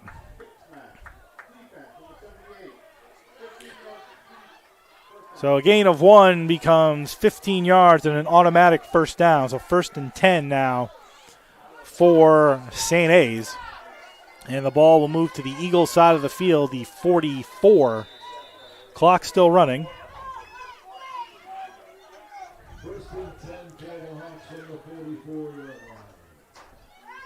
1st and 10 on the 15-yard face mask penalty to Reamer. Trips left, single receiver right. He's got the running back, looks like Croce next to him in the shotgun.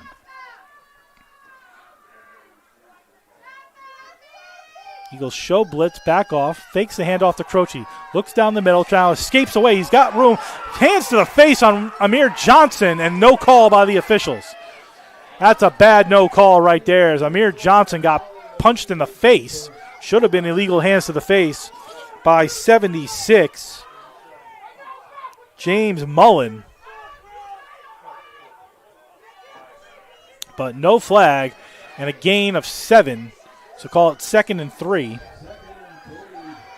from the 37. Bad no call there by the officials. That was pretty blatant right there, particularly after the borderline face mask on Reamer. Stacked Twins to both sides. Snap is high. Handoff to Croce. He looks to go up the middle. He does. He'll gain a yard. 3rd and 1 from the 35. Again, no man's land in Division II, so almost assuredly 4-down territory. 3rd and 1.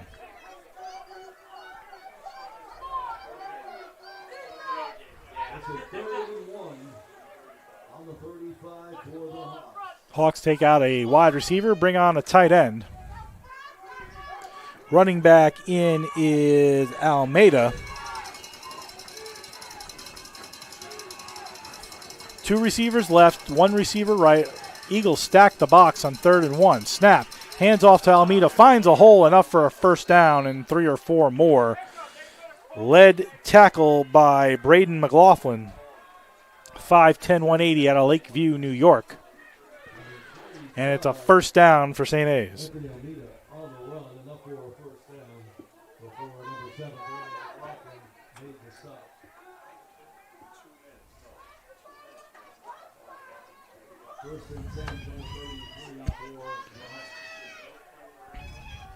Trips left. Almeida still the running back on 1st and 10. Snap, fakes the handoff, looks over the middle, now dances away. Flag, looks like a hold, and he'll throw it out of bounds.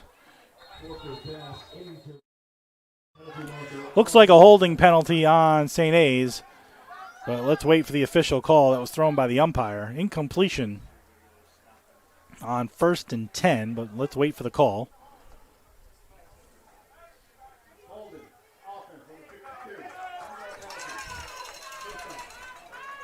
That flag is on Willie Pridgeon, 6'3", 285 out of Worcester, Mass. 10-yard penalty makes it 1st and 20.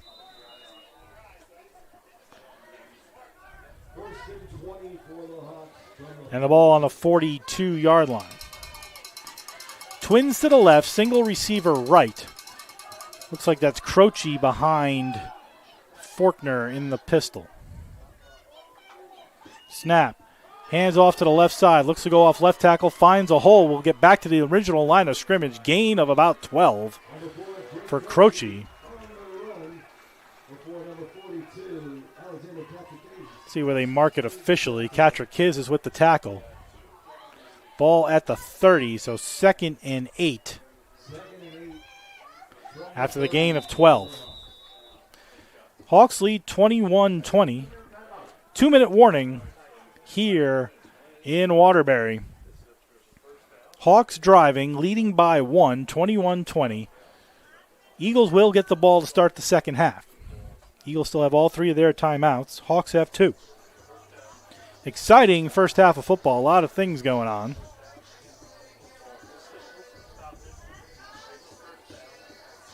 And we're here at the 2-minute warning again. Don't forget to stay with us at halftime. We'll go around the post-university sports scene. The NE10 and the top 25 this afternoon here at the Post-University Sports Network. The 2-minute warning is brought to you by Post-University and its 17 NCAA Division II athletic programs from its nationally ranked men's soccer team who have made the NCAA Sweet 16 3 years in a row, or the brand new women's flag football team slated to start in 2026. Post offers a variety of sports in every season you can enjoy, whether a student, a parent, or a fan. For more information on Post-University athletics, news, scores, and upcoming schedules for all your favorite teams, please go to posteagles.com. That's posteagles.com. 21-20 St. A's here at Municipal Stadium in Waterbury on the home finale for the Eagles. This will be the season finale for St. A's. This is their last scheduled game. Again, the second time these two teams have played in Waterbury, no less, this season. A quirk in the schedule, in part because the University of New Haven left the NE10 to go football championship subdivision, the FCS. 2nd and 8, 2 receivers right, 1 receiver left. Snap. Forkner, hands off, up the middle, not much. Maybe a yard, maybe back to the line of scrimmage. Let's see, Reamer. Big boy held on to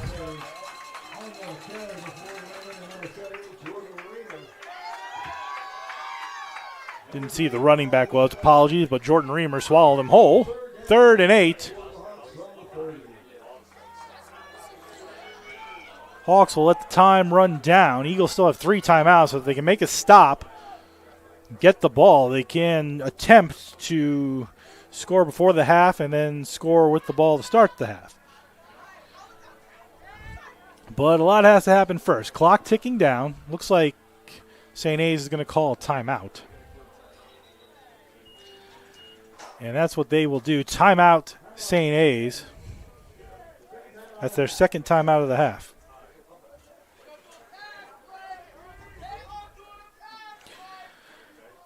Division II no man's land is where the ball is. It's on 3rd and 8 from the 30.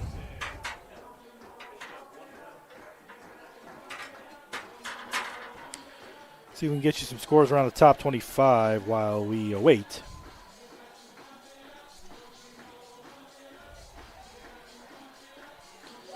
Number 5, Georgia leads Mississippi State 31-7 in the third quarter. Number 2, Indiana leads Penn State 20-7 in the third quarter. SMU leads Boston College 24-6. Number 8, Texas Tech leads number 7, BYU 13-0 in the third quarter. West Virginia all over Colorado 19-9. That's in the third quarter. James Madison 21, Marshall 12. Army 14, Temple 13, and number 6 Ole Miss crushing the Citadel 28-0. That is closing in on halftime. Also, number 1 Ohio State leads Purdue 14-3. 3rd and 8 from the 30. Twin receivers to both sides. Eagles show blitz up the middle. Snap. Forkner looks over the middle. Looks right now. Throws right. Has a man. It's dropped.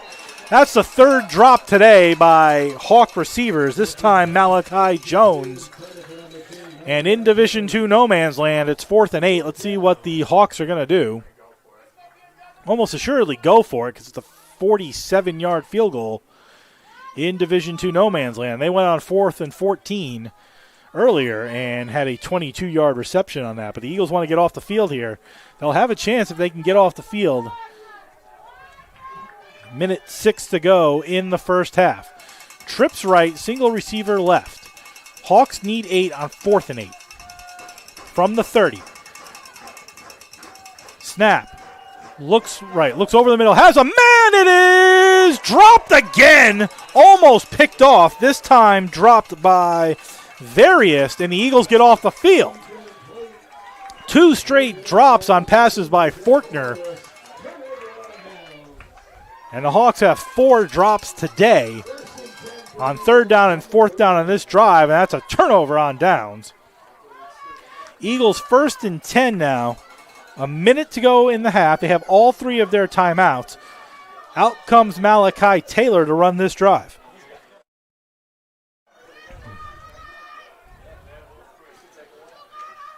Twin receivers on both sides. He's got a running back next to him in the shotgun on 1st and 10 from his 30. Taylor looks right, throws deep down the right sideline, looking for a receiver, and it is Jaheim Chambers, but a little too far. Fans and coaches looking for a flag, but none coming. On the throw by Taylor. 2nd down and 10. Eagles will get the ball to start the second half. So trailing by 1, the Eagles have an opportunity to do the wraparound if they can get into offensive territory. Same formation, this time Bandy to the left of Taylor. Snap, Taylor looks right, throws right, has a receiver. It's Geraldo, gain of 2, 3rd and 8. Now we'll see how fast the Eagles want to move. Move too fast, you'll have to punt the ball. Slow it down a little bit, and you'll go to half. Hawks do have 1 timeout remaining. Trips left, single receiver right. Hawks show blitz, they snap it. Taylor looks over the middle. He's got a man. It's caught. Chambers at midfield. 1st down, Eagles. Timeout. you would presume. Okay, there's the timeout. Timeout with 17 seconds remaining in the 19 seconds remaining in the first half. A gain of 22 for Jaheim Chambers. And Eagles are in Hawks territory. They're at the 48, 1st and 10. Still have 2 timeouts left. So, wind is, if you look at the flags, the winds have sort of stopped, although Hawkins just missed an extra point on the last series, but still a little far away to consider that. 1st and 10 from the 48, but a nice throw by Taylor right to Chambers.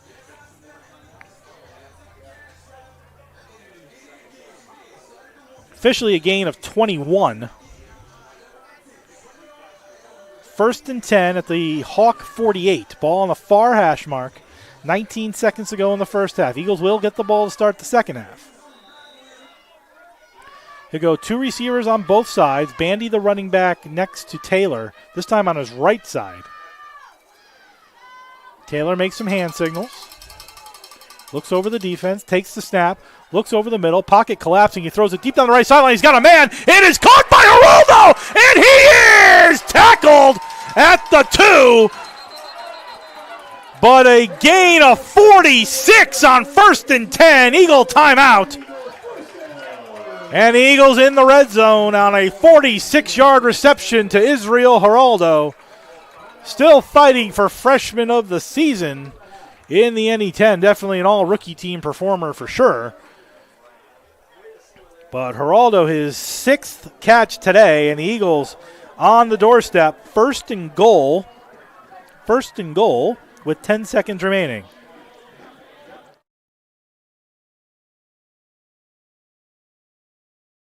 Hey, 10 seconds remaining in the first half. Eagles still have 1 timeout remaining, so they can choose to run the ball. Eagles have their full playbook open to them with 10 seconds remaining. They can run, they can pass. You don't want to take a sack, obviously. Eagles look to go tush push here. Taylor in the tush push. Snap to Taylor. They try to push Taylor up the middle. He looks to be in. It is a touchdown, Eagles! Malachi Taylor on the ground. And the Eagles take the lead. His first rushing touchdown of the season, I believe, for Malachi Taylor. It is his first rushing touchdown, and the Eagles an extra point away from going up 6 as the Eagles score with 5 seconds remaining in the first half. Excellent job by the Eagles on the 1-minute drill. They used 55 seconds of that 1-minute drill. Kick is good this time by Hawkins, and the Eagles have a 27-21 lead. And oh, did they do that in excellent fashion. Used 55 seconds of it. 2 big plays, 21 yards to Jaheim Chambers on 3rd down, and then 48 yards to Israel Geraldo on 1st down right afterwards to get into 1st and goal. And the Eagles score a touchdown on a 70-yard drive with using 55 seconds of clock, and they take a 27-21 lead, and they'll get the ball to start the second half.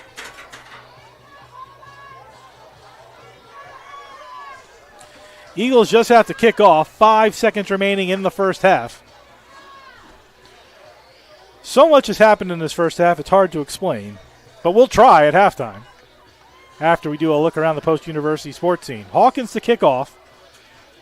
Eagles have the first lead of the game for them. They've trailed 3 separate times, 7-0, 14-0. Excuse me, 7-0, 14-7, 21-14. And then 21-20, and now they lead 27-21. Fair catch at the 10. So one more play as Jackson Cone called for the fair catch. Ball will move to the 25-yard line. 1st and 10, but I would presume they're going to kneel down. And then we'll go to halftime.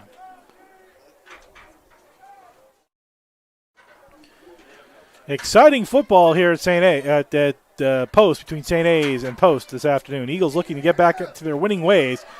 Up by 6. Looks like that's how we're going to go into halftime. So they are set up in a play formation. Not sure why you just don't down the ball, but they're going to snap it. Faulkner claps, hands off. Croce goes up the middle. I guess you figure they had one play 75-yard drive and something silly could happen. Croce is stopped after a gain of 1, and that is the half here at Municipal Stadium in Waterbury. Eagles, who trailed 3 times in the first half, come out with the lead, 27-21. They'll get the ball to start the second half. We'll be back in 4 minutes with our look around the Post-University sports scene here on the Post-University Sports Network, comprising the CACC Network and YouTube.com/GoPostEagles. 27-21 at the half.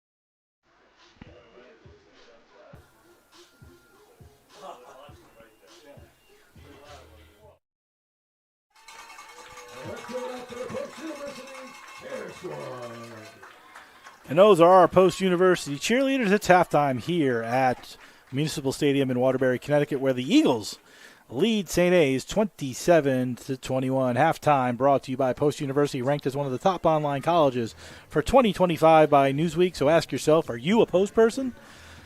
What are you waiting for? Reach out to Post University today to see what they can offer you online, hybrid, and on-campus degree programs to meet your needs, and those options await. It's application season. For more information on all of Post University and what they have to offer, to visit campus, take a tour, or apply, go to post.edu. That's post.edu. Do it today. Eagle fans, it's late fall. It's getting into the winter season. And, well, ask yourself, is there a better way to start the brand new hockey season, basketball season, end of the soccer season, end of the football season, with updating your closet, your drip, your style? Is there a better way than with Post-University apparel from the Eagle Team Store? How about your dorm room, home office, apartment, or home? Is it missing that special touch that only an Eagle blanket, Eagle mouse pad, or Eagle desk mat can provide? If you've answered yes to any of these questions, it sounds like you need to race to posteagles.com, click on the Fans tab, then choose School Store on the left-hand side and shop for all the latest Eagle swag and apparel. Get it today. You can also visit the campus store in the Lever Student Center. That's on campus. They're open Monday through Thursday, 9 a.m. to 4 p.m. Look around the post-university sports scene right now, and it is an extremely busy one. We'll start with women's hockey. They are playing down at the Sports Center of Connecticut. They trail 1-0 to St. A's after a 4-2 loss last night. So start of the third period down at the Sports Center of Connecticut, 1-0 St. A's. Eagles losing 4-2 last night to St. A's at the Sports Center of Connecticut. That game delayed by travel issues. But the Eagles trailed 3-0, got a goal by Maddie Noonan and a goal by Jet Devlin, but ended up falling 4-2 to St. A's. 3-9-1 overall, 3-3-1 within the NEWHA. So 1-0 start of the third period down at the Sports Center. Men's hockey returns after a 4-0 loss at Assumption yesterday. It's after coming off a 6-0 win last week. So the Eagles 1-1 on the men's hockey side, 0-1 in the NE10, 0-1 on the road. They'll host Assumption tonight at 7 o'clock down at the Sports Center of Connecticut. Max and Coach Whitney, Max filling in for me, Coach Whitney on the call down at the Sports Center on the Post University Sports Network. That game will start at 7 o'clock, pregame 6:50 on the Post University Sports Network. Then the Eagles travel on the road next weekend, and then they're back home for a 2-game homestand against St. Mike's, the rival St. Mike's, on the 21st and 22nd. Coach Whitney and I will be back in the brand-new Pete Whitney Broadcast Center downstairs at the Sports Center of Connecticut, and we thank him for all his efforts in getting that thing built. But the Eagles coming off a 4-0 loss yesterday, hope to turn that around with a home game today against Assumption, 7 p.m. puck drop down at the Sports Center, so get on down. Women's volleyball has clinched pretty much everything you can clinch. They're 22-3 overall, 11-0 in conference. They're on a 9-game winning streak to 12-0 at home. And their next matchup will be tomorrow versus Holy Family on Senior Day, 1 p.m. I don't know what they call that, ball tip at the Drubner Center, 1 p.m. against Holy Family. Eagles trying to extend their program record winning streak to 10. They'll take on Holy Family tomorrow, that game on the Post University Sports Network. Senior Day, 1 o'clock. And then they have 2 road games at Felician on Wednesday and at Dominican a week from today. Wrap up the regular season, start the postseason shortly thereafter. But the Eagles 22-3 on the season. Very impressive. Get on down to the Drubner Center and support those Lady Eagle volleyball players who have been absolutely excellent. Men's soccer, their season continues with the quarterfinals of the CACC tournament. That's tomorrow, 1 p.m. at Lemoy Field. So a lot of action tomorrow on campus. You've got volleyball 22-3 at the Drubner Center. And the quarterfinals of the CACC men's soccer tournament starts tomorrow at Lemoy Field. That's a 1 p.m. kickoff. Eagles host number 8 Georgian Court over at Lemoy Field. Eagles 7-1-7 on the season. That won their last game. They were unbeaten in 14. They did lose to Bentley earlier this week. The Eagles 3-0-4 at home, 4-1-2 overall, and finished the season 6-0-4 in conference. A lot of ties, but 7-1-7. They're ranked 21st in the nation, are the Post University Eagles. Still hoping to host the NCAA regionals. Will need to probably win the CACC tournament and get some help, but they'll start by playing number 8 Georgian Court. That game tomorrow, 1 p.m. at Lemoy Field. So volleyball at 1, soccer at 1. Men's basketball, they'll tip off 6 days from now, actually. Messing up my dates. They'll tip off in the Bridgeport tip-off tournament Friday, 5 p.m. against Southern Connecticut. That game is in Bridgeport. They'll follow that up with a game on Sunday, November 16th, against Franklin Pierce, also in the Bridgeport tip-off. So men's basketball starts 6 days from now down in Bridgeport against Southern Connecticut. Go support the men's basketball program, who have played very well in recent seasons, 18-13 last year, 10-6 in conference. But get out there and support your men's basketball team. You made it all the way to the CACC championship last season for falling to the University of Bridgeport. Women's basketball also starts on Friday. They will be at the St. A's Challenge up at St. A's. They'll play Southern New Hampshire at 4 p.m. on Friday, and then St. A's on Saturday at 3 p.m.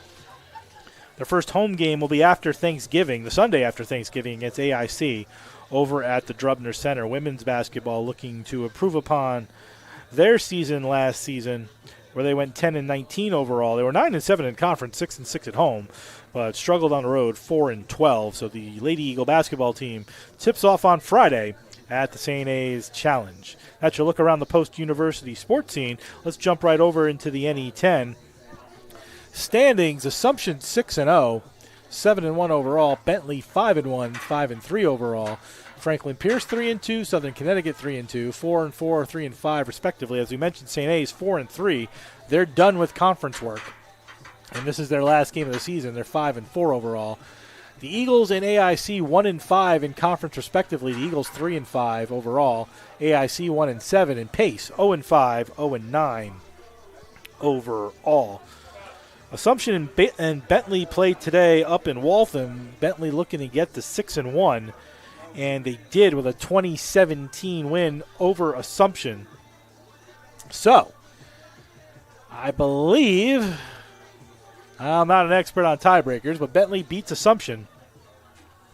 That should move them into first place, and I believe that means they win the conference, because they will hold the tiebreaker over Assumption head-to-head. So Bentley 20, Assumption 17. I'm going to tell you, I think Bentley just won the conference. They'll move to 6-3 overall. Assumption falls to 7-2, but both teams now 6-1 in the NE10. But Bentley holds the tiebreaker. Halftime at AIC, they lead Pace 14-3. It's a conference game for them, so 14-3 AIC over Pace. And up in New Hampshire at Franklin Pierce, they lead Southern 24-0. Eagles will play Southern next week, their final conference game, their final game of the season. If they win today and win next week, they'll get to 5-5. That's a 500 record, and kudos to Coach Schultz and his staff if they manage to pull that off. That's your look around the NE10. We'll be back in 2 minutes with a look around the top 25 and the stats from the first half here at Municipal Stadium in Waterbury. Eagles lead 27-21. We'll be back in 2 minutes on the Post University Sports Network.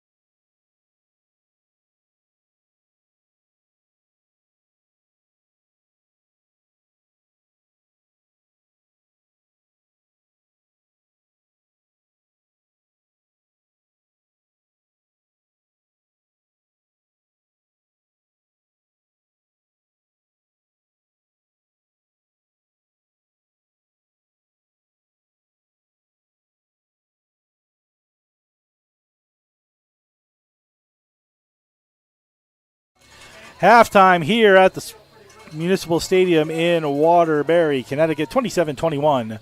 Eagles lead at halftime. I'm Jeff Nelson here up in the broadcast center.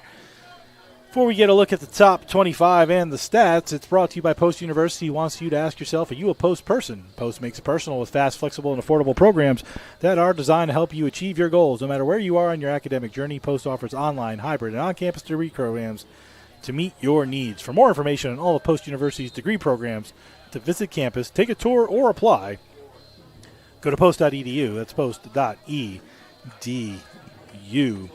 Look around the top 25. Indiana, number 2, leads Penn State 20-10. That's end of 3 at Penn State. 2010 Indiana over Penn State. Number 5, Georgia 38, Mississippi State 14. End of 3 in Starkville. Texas Tech 19, BYU 0. Fourth quarter in Lubbock. Number 8, Texas Tech all over number 7, BYU. Number 1, Ohio State over Purdue 24-3 at halftime. And number 6, Ole Miss 35. Citadel nothing at halftime. 3:30 tips Texas A&M, third ranked, at Missouri. Number 9, Oregon at number 20, Iowa. Number 18, Miami hosts Syracuse. Number 16, Vanderbilt hosts Auburn at 4. Number 23, Washington at Wisconsin at 4:30. 7 p.m. kickoffs. Number 14, Virginia hosts Wake Forest. Number 15, Louisville hosts California. Number 4, Alabama hosts LSU at 7:30. And number 10, Notre Dame hosts 7-1 Navy at 7:30. That should be a good one later today. UConn, 3:30 kickoff against Duke up at Rentschler. 6-3 UConn hosts 5-3 Duke. That's at 3:30 up at Rentschler. First half stats.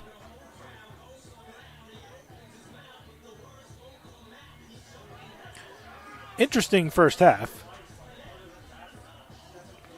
From a stat perspective,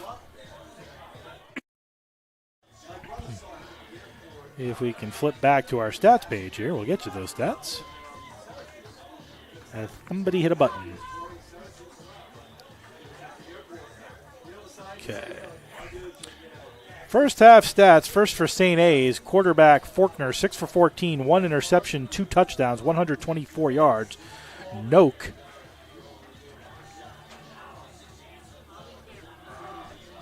Ronan Noak, 0 for 1.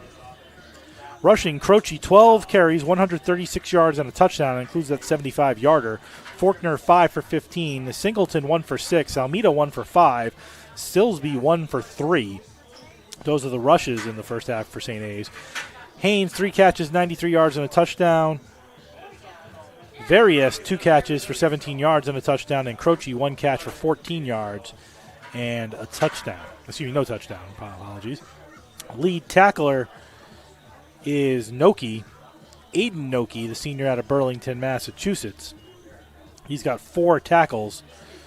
And then Paganis a half sack and Johnson a half sack for St. A's. The Eagles on offense, Malachi Taylor 5 for 7, 76 yards. Tyler Pumachan 2 for 2, 24 yards and a touchdown. Pumachan 29 yards on the ground on 3 carries. White 3 for 18. Geraldo 1 for 4 and a touchdown. Bandy 3 for 3, and then Malachi Taylor 5 for 8 and a touchdown. Israel Geraldo 5 catches, 79 yards and a touchdown.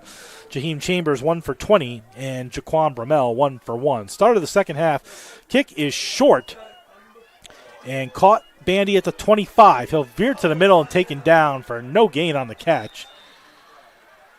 And that's how we start the second half. Eagles lead 27-21. Bandy took the ball to 25, was tackled at the 25.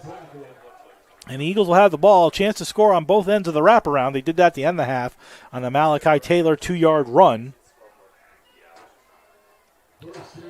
Just to finish off the defensive stats for the Eagles, Michael Gabetti led the team with 8 tackles. And Amir Johnson had 5. St. A's 2 turnovers, Eagles none. Handoff to Adonis White, loss of a yard, and a helmet goes flying. So 2nd and 11.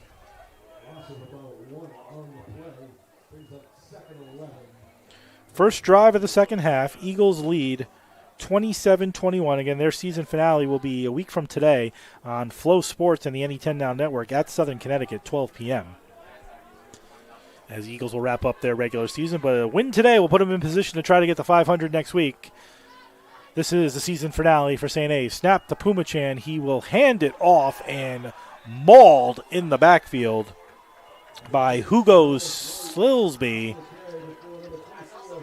was Adonis White. Loss of 1, 3rd and 12. Not the way the Eagles want to start the second half. 3rd and 12 at the 23-yard line. White moves to the right of Pumachan in the shotgun, trips left, single receiver right. That's Jaheim Chambers. Snap. Pumachan looks right, rolls right, has some holes, up the middle, might get enough for a first down. He's going to be just short, I think. I think he's a yard short. He got to the 34. He needed the 35. That's 4th and 1.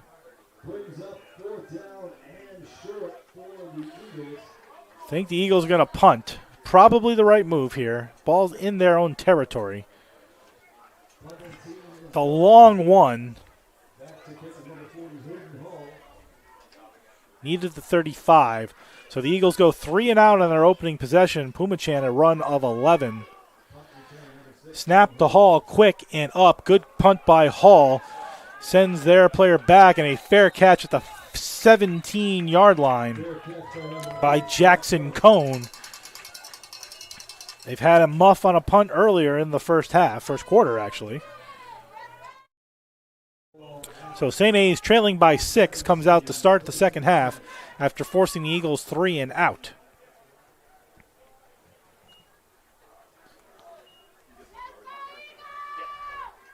Croce over 120 yards rushing today.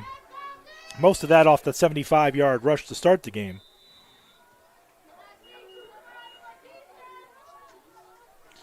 First and 10, trips to the right, no receiver left. Claps. Forkner throws to the right, caught by Haynes and out of bounds after a gain of about 3. Again, Forkner 6 for 14 in the first half, 2 touchdowns, 1 interception, 124 yards.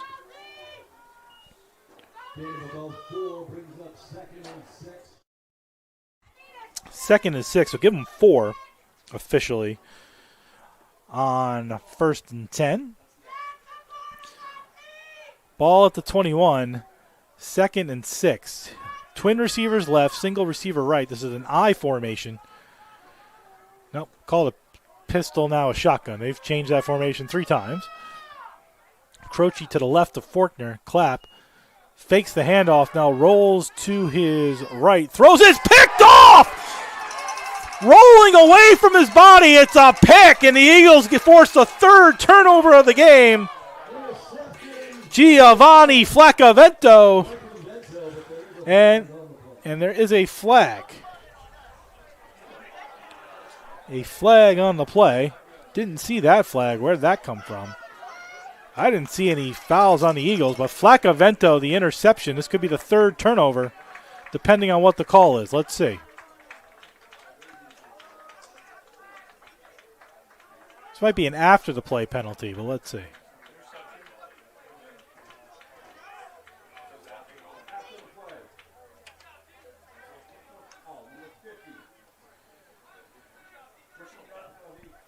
So a personal foul on the Eagles. So interception Eagles, Flaccavento, the 3rd turnover of the game for St. A's. The 2nd interception for Flaccavento. That is his 1st interception of the season, but then a personal foul pushing the ball 15 yards back by Razan McNeil. And it's 1st and 10 at the St. A's 40. Talk about that interception in a moment. Here's Malachi Taylor. Looks deep down the right side. His player ran out of bounds, and it is dropped. So DJ Lisbon went out of bounds, but the defensive back dropped the ball. That was Mike Weaver. He had a sure interception. That's the 2nd sure interception St. A's has had today, and dropped. But the interception... Weird play by Forkner. He rolled against his body. He's a right-handed thrower, and he's rolling to the left. Ball in his right hand. That means he's going to have to stop and throw, and that's what he did. Didn't get anything on that throw, and it was picked off by Flaccavento, thus turning the ball over. So 2nd and 10, break for the Eagles. Taylor hands the ball off to Bandy. Has a hole, finds the hole, gains enough for a 1st down, Eagles, as he gets to the 29. That's an 11-yard gain for Edward Bandy, and a 1st down, Eagles. One of the best runs for Bandy, not just today, but this season. Eagles move the change, 1st and 10 from the 29. Malachi Taylor, the quarterback. 2 receivers to the left, single receiver right. He's got Bandy with him still as the running back. Taylor, high snap, gives to Bandy, right up the middle, has a hole, digs down, gains close to 5. Eventually brought down by Hosnev.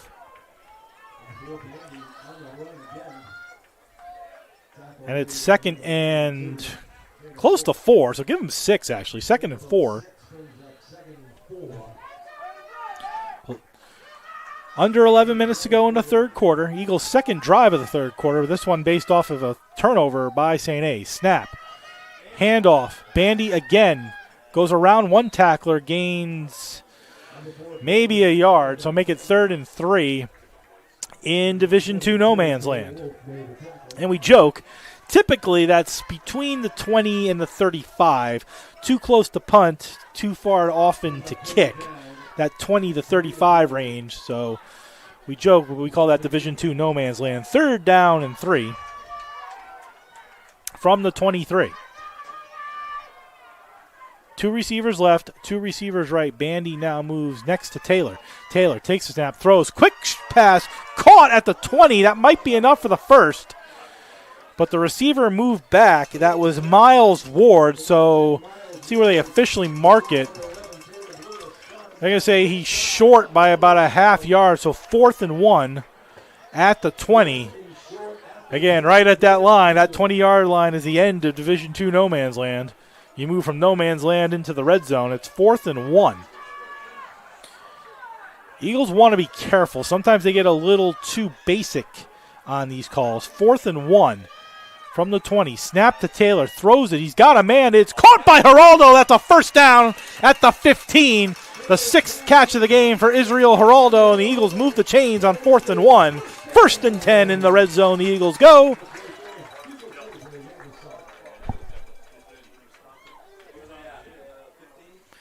First and 10 from the 15. Eagles driving, leading by 6. Nice job by Taylor, by the way, to get the first down. Now Tyler Pumachan in at quarterback. Single to the right, twins stack to the left. Pumachan hands the ball off to Bandy, finds a hole. He's at the 5 and brought down at the 4. That's a first down, first and goal for the Eagles. Eagles quickly to the line of scrimmage. Pumachan still the quarterback. Same formation as before. Snap to Pumachan. Fakes it to Bandy. He's going to try to get the corner to Pumachan. He will. That's a touchdown, Eagles! Tyler Pumachan in again. His second of the game, 12th of the season. And the Eagles take the 33-21 lead here in Waterbury this afternoon. Excellent drive off the turnover. Eagles convert a 4th and 1, and then Pumachan, using his speed, legs, and power, gets the edge and gets the touchdown, his second of the game, the 4th rushing touchdown of the game for the Eagles. And Hawkins back to kick again. 3 for 4 on the extra point. No wind at all, as earlier it was blowing from left to right. Snap is good by Schwartz. Hold is good. Kick is up, and it is good. And the Eagles, on a 6-play, 40-yard drive into the end zone on the 4-yard rush by Tyler Pumachan, and the Eagles have a 34-21 lead in the third quarter with 8:31 to go. So, Eagles went 3 and out to start the second half, and then a turnover on the interception by Flacavento, and the Eagles managed to get into the end zone after that on the 6-play, 40-yard drive. And now the Eagles have a 2-score lead, up by 13, midway through the third quarter. This was the kind of perseverance the Eagles showed in the first 3 games of the season and have struggled with in the middle 5. But the Eagles have played well at home this season as well. Only real bad game was against Assumption at home, where they just weren't in it.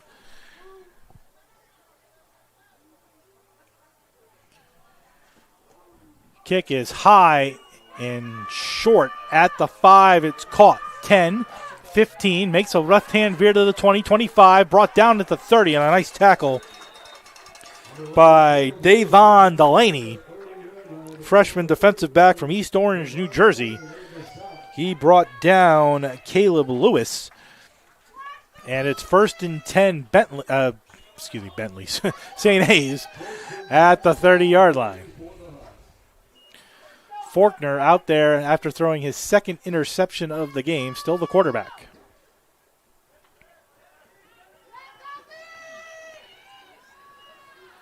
Trip receivers right, no receivers left. He's got Croce as the running back next to him. Moves one man closer to the formation. Ball is snapped, fakes, throws it to the right. It is high and over the head of the man who was in motion. That's Variest. 2nd and 10 on the incompletion here. 2nd and 10.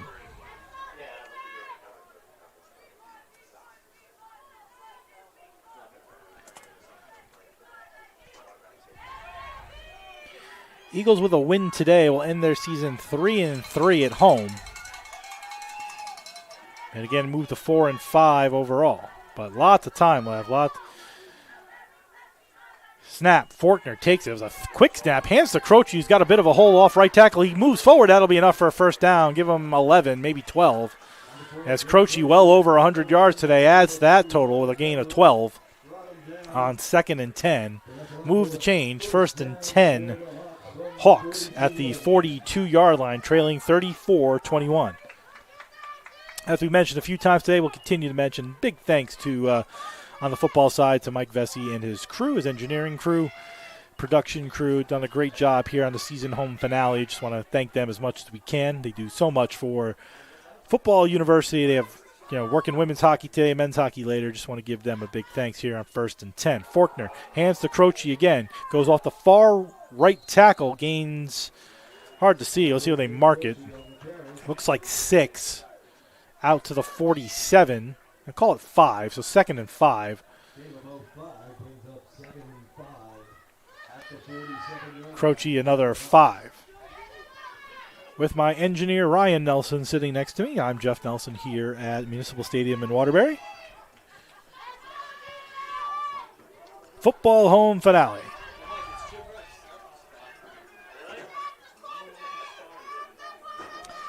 Two receivers left, one receiver right.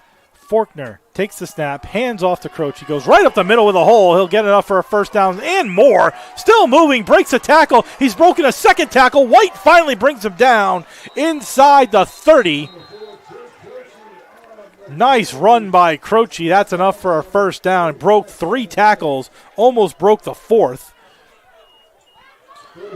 And haven't talked enough about him. Again, the big long run to start the game. 6 foot 205 out of Point Pleasant, New Jersey. Now he's close to over 100 yards even without that 75-yard run, but he has been excellent today for the Hawks. See if we can get you his official total. 1st and 10, 2 receivers right, 1 to the left. Croce behind Forkner in the pistol. They'll go right back to him again. He'll try to go off left tackle this time. He's got a hole. Pie faces one of the Eagles, gets inside the 10 and out of bounds as he pie-faced, stiff-armed somebody. Give him a gain of 20 more. Ball out at the 4. And timeout on the field, I think.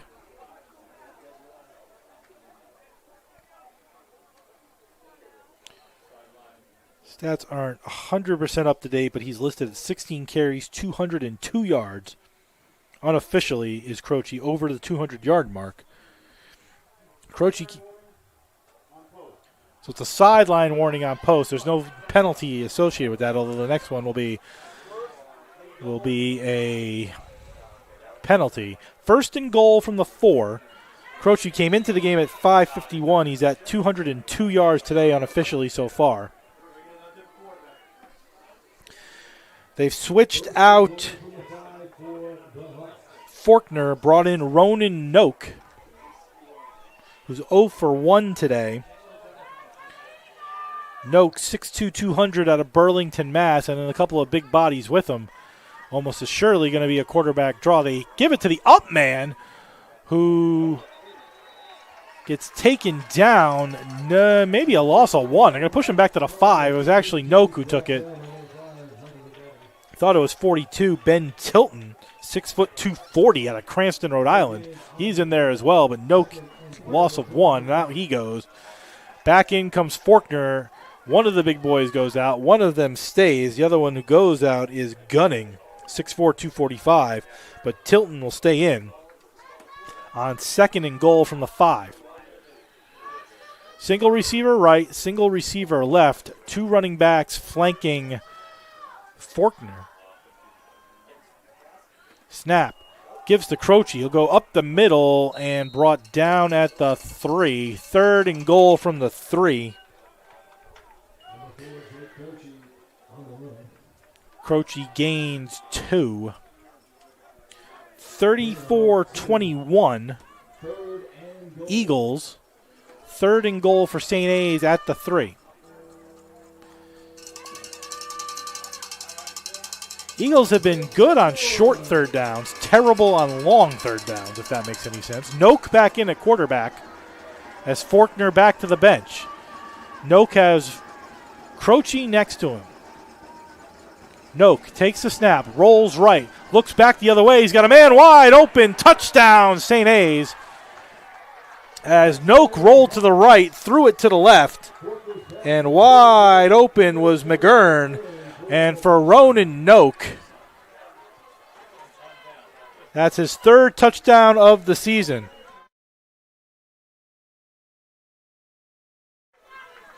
Noak's 3rd touchdown of the season. Throwing for a McGurn, that's his 1st touchdown receiving this season. Snap down, kick up, and good. Kind of looked like Shakir Price if he put his hands out and blocked that ball, but did not. Extra point good. St. A's cuts the lead from 13 to 6, and it's 34-28 with 4 minutes and 10 seconds to go in the third quarter. 34-28 Eagles.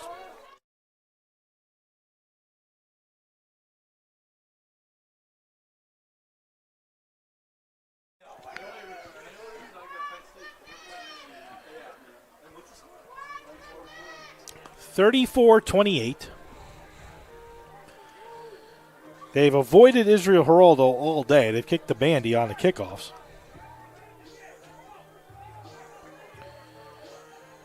Final down at the Sports Center, 4-0 St. A's hockey women's over Post.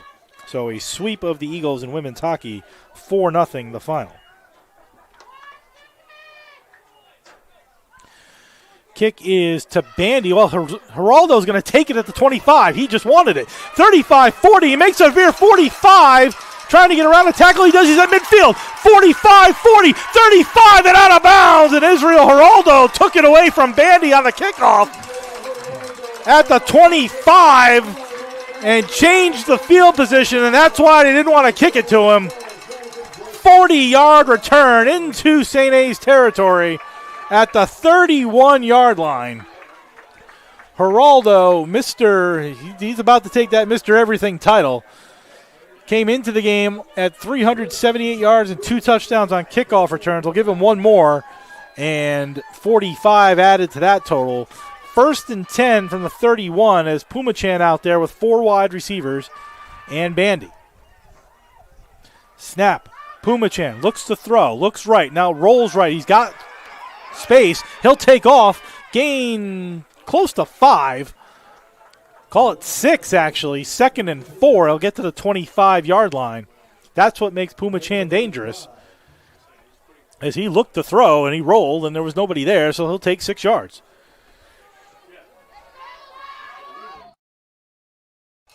Second and 5 from the 25. Eagles driving off the 40-yard kickoff return of Israel Geraldo.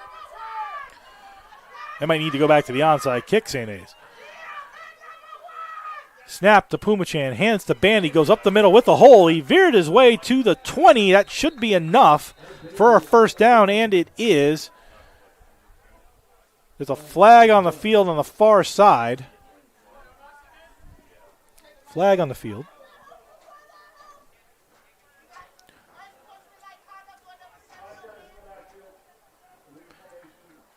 So illegal formation on the Eagles. So instead of a first down, it'll go 2nd and 9 on the 5-yard illegal formation. And they'll push the ball back to the 30. Illegal formation, so 5-yard loss on the Eagles. 5 players in the backfield is what the call was.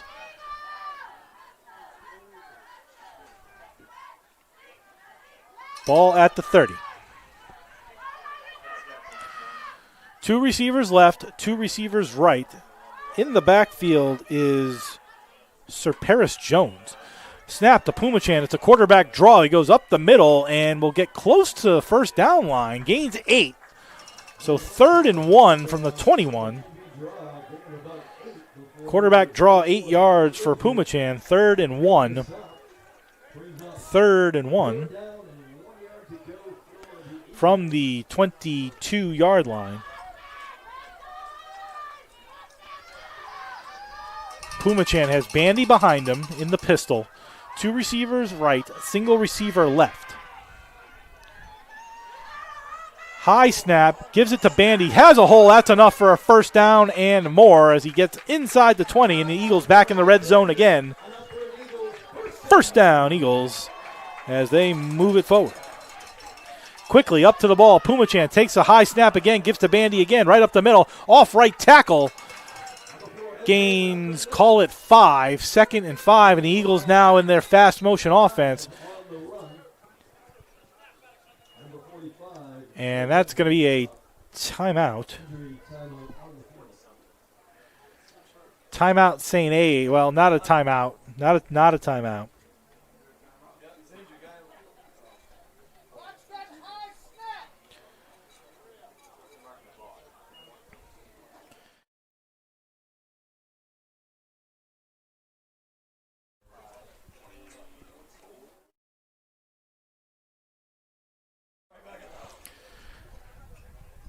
Injury timeout. Looks like player able to walk off under his own power. Looked like Hugo Silsby, senior from Essex, Vermont. As the Eagles moving super fast. Back out, 2nd and 5 from the 13. They can get a first down at the 8. Pumachan in the pistol with Bandy. Trips right, single receiver left. Eagles lead 34-28. Driving. Snap. Pumachan hands to Bandy. Goes off right tackle. Has a hole to the end zone. Touchdown, Eagles. It's Edward Bandy into the end zone for the first time this season. That's a 13-yard run, and the Eagles extend their lead back. It's 40-28 on the 13-yard run by Bandy. Eagles look like they want to go for 2, leading by 12. Well, no, I think they're going to go for, well, let's see. Nope, they're going to go for 1. The way they were running out there, it looked like they were going to go for 2, but they're going to have Hawkins kick the extra point up by 12 to make it 13. Let's see if he can do it. Snap is good. Kick is up. And it looks good. It is good. And the Eagles have a 41-28 lead. Hawkins 5 for 6 on extra points today. And on a 13-yard run by Bandy with 1:35 to go in the third quarter, the Eagles lead by 13. Fun football game here this afternoon. Again, 60 degrees out, not cold at all. And what a good day to come out and watch football. And if you're watching us on the Post University Sports Network, we thank you wherever you are. A lot of football to go here this afternoon. But the Eagles are up by 13. And we'll kick off.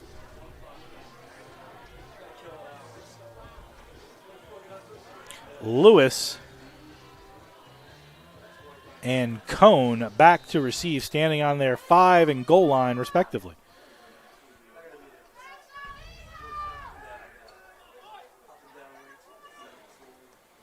Hawkins kicks it off, line drive, into the end zone, a touchback, his second touchback of the game. That's 18 on the season for Nathan Hawkins. Far and away a post-Eagle record for a kicker.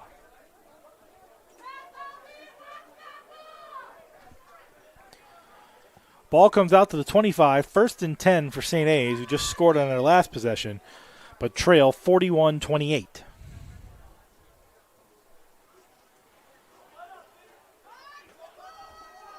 See if that's Faulkner at quarterback. It is. Faulkner back out at quarterback. The last touchdown was actually thrown by Ronan Noak.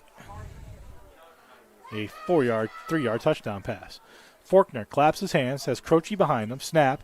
They go the wrong way, and down goes Faulkner. As Faulkner looked to his right, there was no Croce because he went to the left. Loss of 1, not a sack. That's a running play. So loss of 1 to Faulkner. Croce went left. Faulkner went right.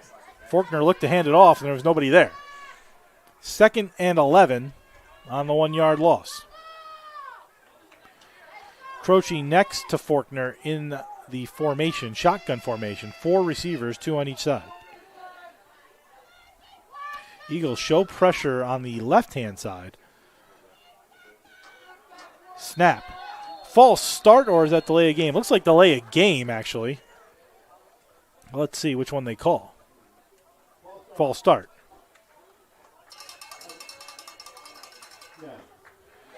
Don't know the number, but a false start will push them back 5 yards, so 2nd and 16.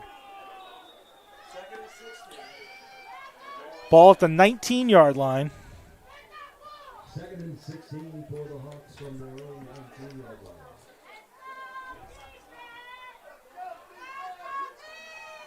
Same formation, Croce next to Faulkner, 2 receivers on both sides. Looks over the middle, claps his hands, gets the ball, fakes the handoff to Croce, now tries to avoid the blitz, and he'll be brought down! Not a sack, he gained 1, but Amir Johnson brought him down, and it's 3rd and 15 at the 20.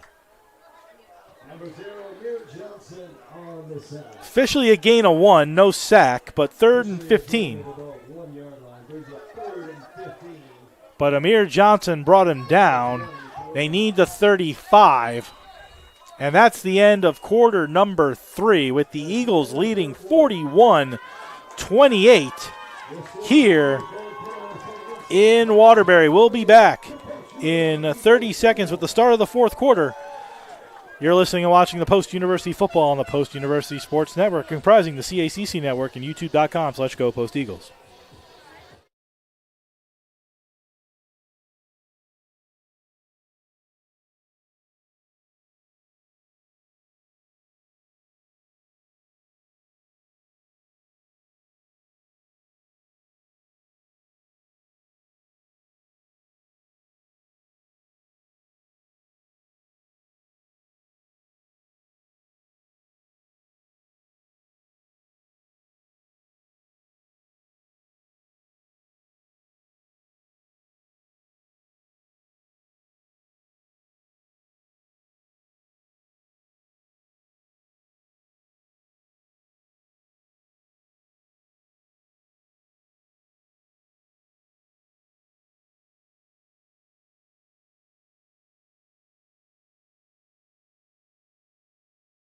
Start of the 4th quarter, 3rd and 15 for St. A's, who trails 41-28, ball on their own 20-yard line.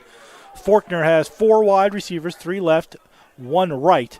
Eagles show blitz on the far side. Snap to Faulkner. Looks over the middle. He is avoiding the sack, steps up into the pocket. He'll gain a few, but brought down after a 6-yard gain by Flacavento. And that will force St. A's to punt. It's 4th and 8. Deep in their own territory, trailing by 13. And St. A's will punt with the wind at their back. Out comes Thomas Murray, who's had a bad punt and a good punt. Geraldo just had a big kickoff return, standing at his own 30-yard line. Wind has died down, but is at Murray's back. 4th and 8. Hawks show punt. Almost blocked by Sir Paris Jones, but a good punt. Taken at the 25. He avoids one tackle and gets away. He's at the 25. Runs to the 30. He's got speed. 35-40. He's still on his feet, but a flag goes down. He's going to still be on his feet. This will all get brought back, and he's down at the 38. But an illegal block in the back will bring this back inside Eagle territory. At least an illegal block in the back that I saw, but let's see what the official call is. But Israel Geraldo is amazing. I mean, he took that ball with 3 Hawks in his face and turned it into a 30-yard return. Unfortunately for him, it's going to be all brought back. He is exciting, folks, and let's hope he stays with this Eagle program. Yeah, there's your illegal block, but let's hope Israel Geraldo stays with this Eagle team because he is exciting and has, for all intents and purposes, replaced Josh Tracy, who went on to the University of New Haven. Ball brought all the way back to the 20. 1st and 10.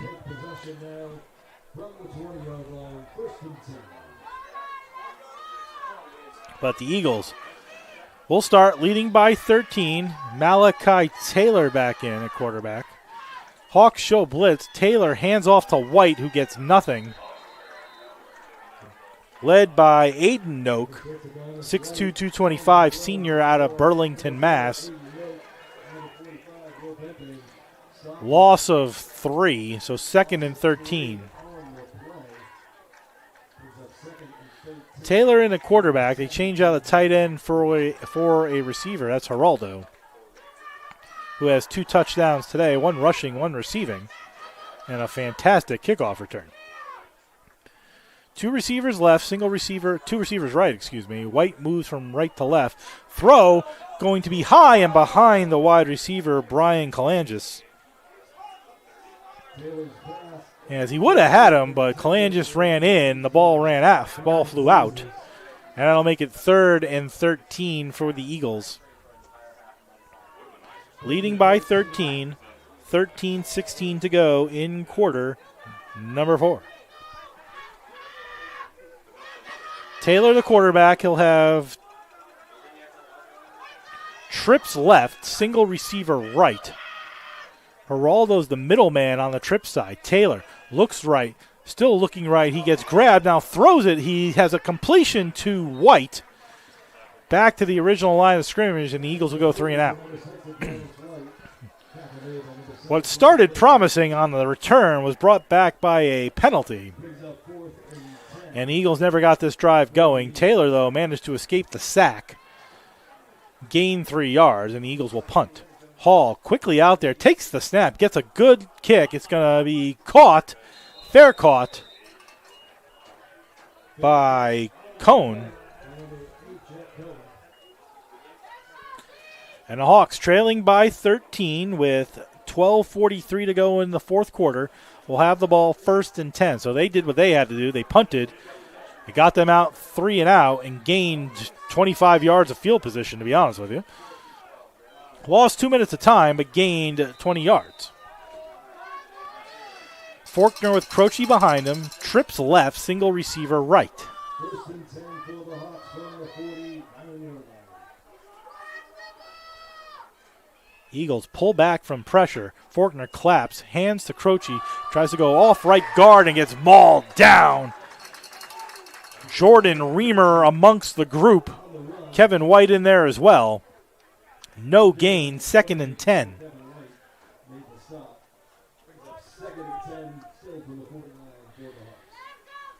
Eagles with their 41 points in this game have the 2nd most points they've scored all season.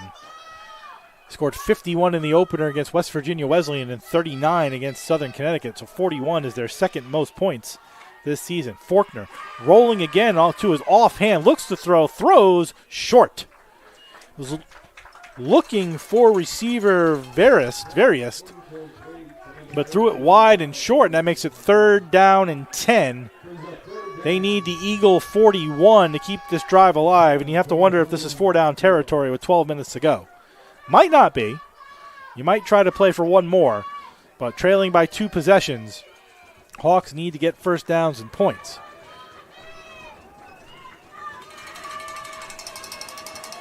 3rd and 10 from the Hawk 49. 2 receivers left, 1 to the right. Faulkner looks over blitzing Eagle defense. Snap, here come the Eagles. Right up the middle. Steps up, does Faulkner. He gets away from 1. He's going to get dragged down after a 6-7, I'll call it 6. 7, actually. Call it a 7-yard gain. That's going to make it a manageable 4th and 3 after being brought down by Aaron Carrion. A 7-yard gain for Faulkner, and it's 4th and 3. So 4th and 10, it would have been questionable. 4th and 3, you absolutely have to go for it. And the Hawks will. Trips, 5 wide receivers, trips left, 2 right. Wonder if somebody might go in motion on a jet sweep. Faulkner all alone in the backfield. Eagles will have to blitz on the last play. Now falling back a little bit. 5 wide receivers, snap to Faulkner. Looks over, throws over. It is short and more to the Eagles than it was the Hawks as he was looking for Meade. Bad throw, and the Hawks will turn it over on the Eagle 44-yard line. And the Eagle defense at times has bent bad, but has not broken. Turned over the Hawks, and now they have the ball 1st and 10 at the 44. And if they can get they get a touchdown, they can probably put this game away. A field goal still makes it 2 possessions.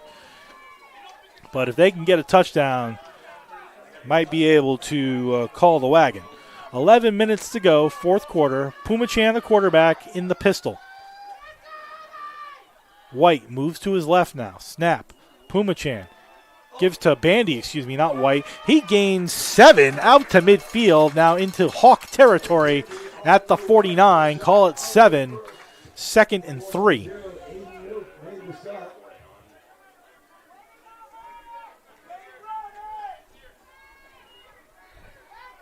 Second and 3 from the 49 for the Eagles.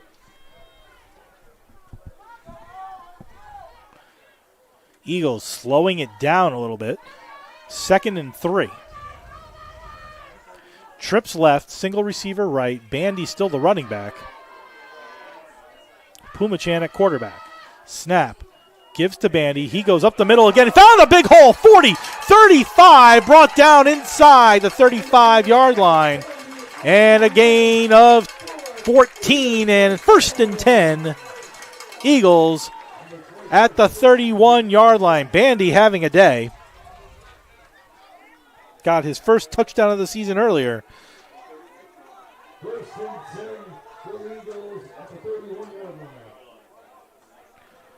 Eagles, as I said, slowing it down.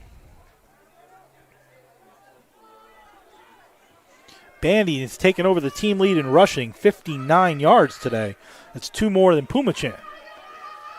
Stacked receivers on both sides. Bandy still in it, running back behind Pumachan in the pistol. High snap, taken by Pumachan. Gives to Bandy, finds a hole again. He's down in the middle, 20-15. Tackle just outside the 10, call it the 12. Gain of 17, and it's 1st and 10. Eagles at the 12-yard line. Time out. St. A's. What a football game this afternoon. Eagles driving into the red zone again. Again, a touchdown might just put the stamp on this one. Under 10 minutes to go, but still time to go here.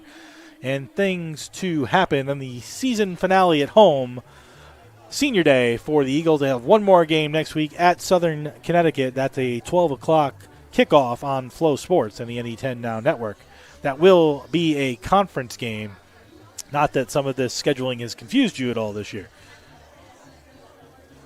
Busy week on campus schedule-wise for sports. As we mentioned, women's volleyball 22-3 hosts Holy Family tomorrow at the Drubner Center, 1 o'clock. Men's soccer CACC quarterfinal tournament starts. That's at 1 o'clock. They'll host Georgian Court. Women's volleyball then travels to Felician on Wednesday, 7 p.m. in New Jersey. And then Friday, women's basketball at Southern New Hampshire for the St. A's Challenge. Men's basketball versus Southern Connecticut in Bridgeport. And men's hockey at Franklin Pierce. 1st and 10. Snap. Hands to Bandy. Nope. Yep, he did. Sometimes Pumachan's good. You can't always see it. Gain of 2. 2nd and 8. Part of that's the angle from where we are as well. Sometimes you hand it. Pumachan can hand it.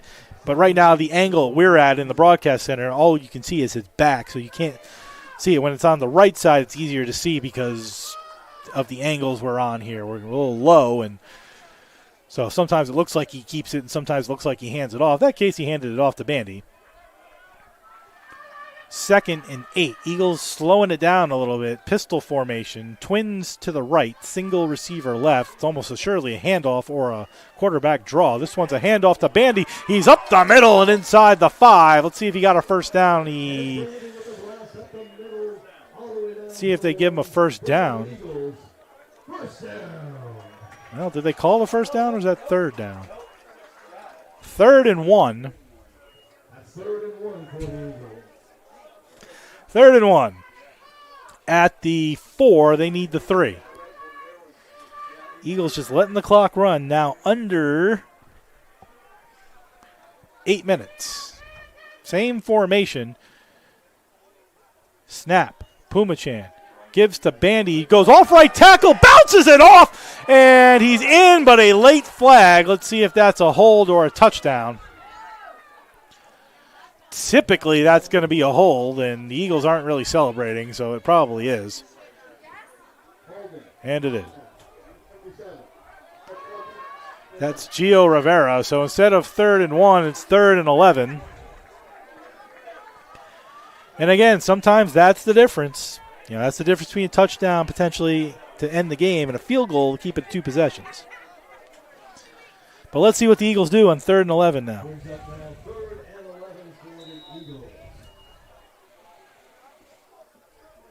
As the cheerleaders throwing candy and T-shirts to the large crowd here this afternoon at Municipal Stadium in Waterbury.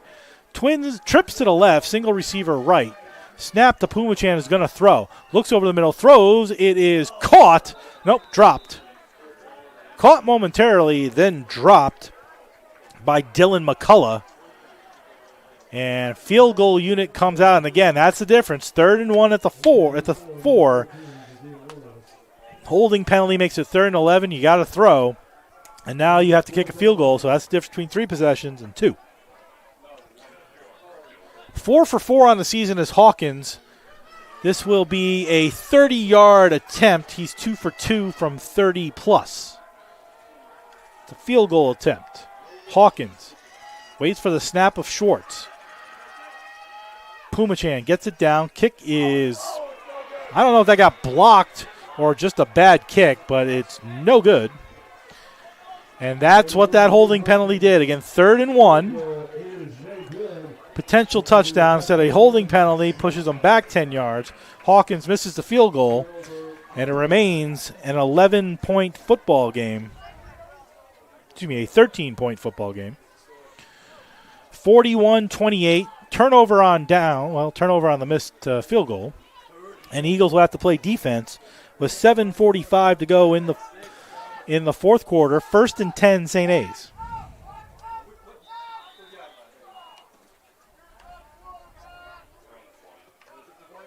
Ball is at the 20-yard line. That's where you move it after a missed kick.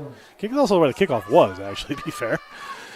Twins right, single receiver left. Eagles change their defense. Gabetti moves to guard a man instead of blitzing. Faulkner looks over the middle. He's got a man. A nice job and a nice tip there by Shakir Price. That's why the stat earlier where he only had 1 breakup didn't make any sense. He's broken up a few. But nice breakup there by Shakir Price. 2nd and 10. Hawks have to move a little bit. Under 8 minutes to go in the fourth quarter. They trail by 13. That's 2 full possessions. Need 2 touchdowns. But the Eagles shot themselves in the foot there a little bit on their drive. Coming away with no points. Faulkner rolling out this time to the right side. He gets a block looking for some space. He'll go out of bounds. Maybe a gain of 6 to the 26. I'll move it back. Where are they going to put that ball? 25? Call it 5. Gain to the 25, and it's 3rd and 5. Definitely 4-down territory here for the Hawks because they need 2 touchdowns. They can't afford to kick it back to the Eagles, who just burned over 5 minutes of play clock. Trips left, far side. Single receiver, near side. Hawks have had 5 drops today by their wide receivers on top of 2 drops by their defensive backs. Handoff to Croce. Looks to go off left tackle. He's got a hole and more. That's enough for a first down. Call it 8. As he got 5 to get the first down plus 3 more. So move those chains, and the Hawks have 1st and 10 at the 34. 1st and 10 for the Hawks on their own 34.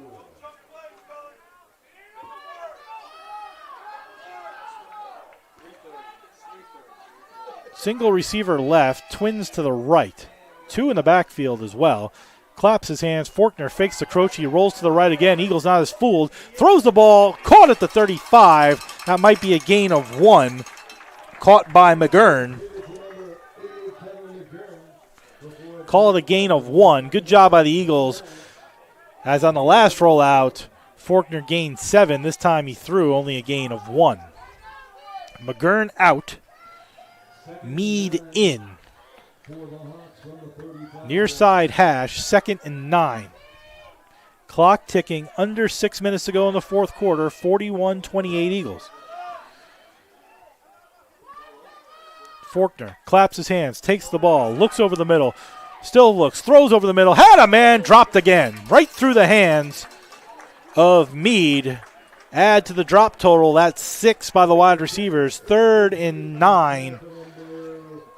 I guess technically he didn't drop it as much as it just went through his hands. It hit his hands, went right through it. But that's been a lot of drops today, and that doesn't even include the 2 defensive back drops that would have been interceptions as well, and those are game changers. Eagles have forced 3 turnovers today and have had none, in part because St. A's has dropped the ball. Twins left, Twins right, 3rd and 9. Snap to Faulkner. Looks over the middle, throws over the middle. He's got a man, and that's dropped. Again, in the hands of receiver Jones. Not able to haul it in, and it's 4th and 9. But that's football, Susan. Sometimes that happens. This time the Eagles are getting the breaks. There have been times where they don't. They've earned their breaks, and they lead by 13 with 5:38 to go in quarter number 4. 4th and 9 at the 34-yard line. They need the 44.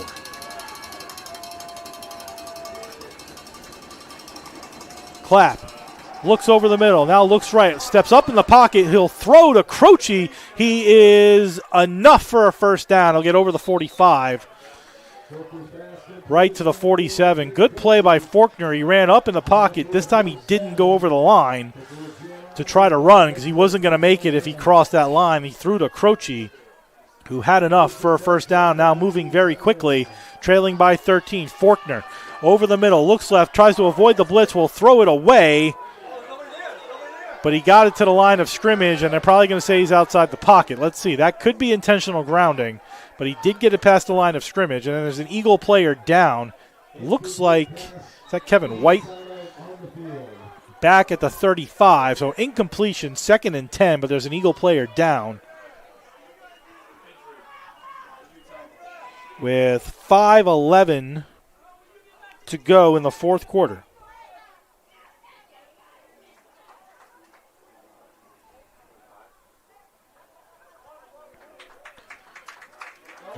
Kevin White got up, went back down, but he's trying to walk off under his own power.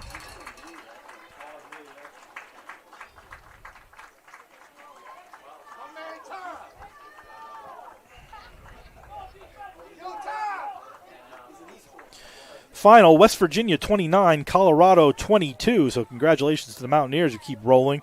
Texas Tech 29, BYU 7, Georgia 41, Mississippi State 21, SMU 45, Boston College 13, James Madison 35, Marshall 23. Army holds on against Temple 14-13. Those are all finals around the NCAAs today. Twins left, Twins right, 2nd and 10 off the incompletion. Faulkner looks over the Eagle D, who looks like the blitz on the far right side. Snap to Faulkner. Looks left. Now looks over the middle.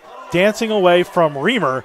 Runs for it. He'll gain, maybe 5.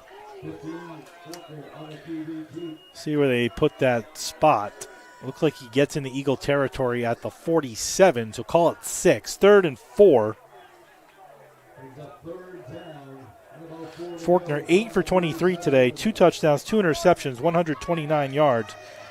Add another 40 yards rushing. Faulkner takes a snap, quick throw. It is caught. That's enough for a first down as Meade makes the catch just shy of the 40, the 41. They needed 4. They got 6. Hawks moving quickly as they're under 5 minutes to go and trailing by 13. 4 wide receivers. Snap to Faulkner. Takes the snap, steps up in the pocket, gets to the line, gets sacked down by Rajon McNeil.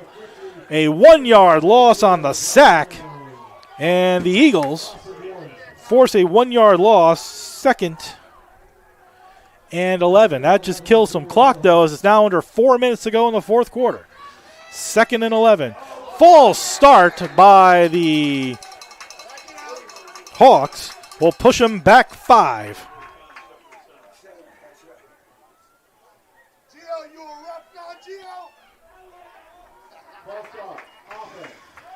Second and 15 now.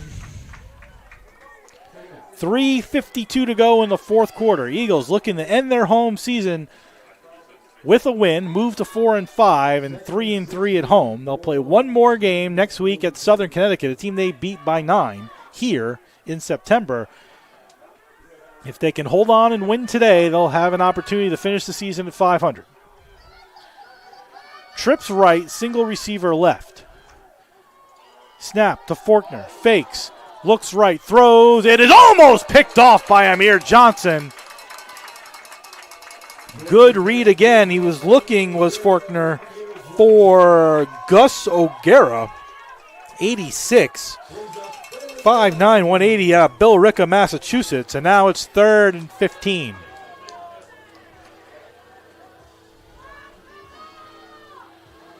Four wide receivers, Croce next to Faulkner.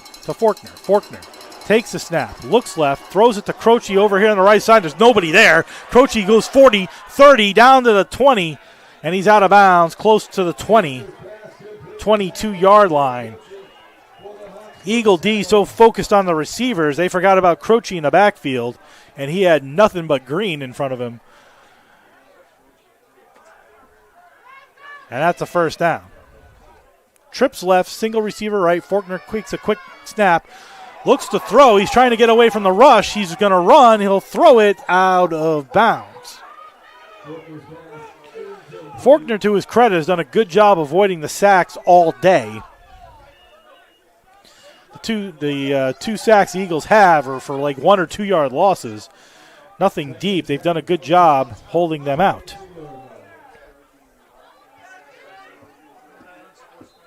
Second and 10. Timeout, Eagles. With 2:57 to go in the fourth quarter, the Eagles will take a timeout.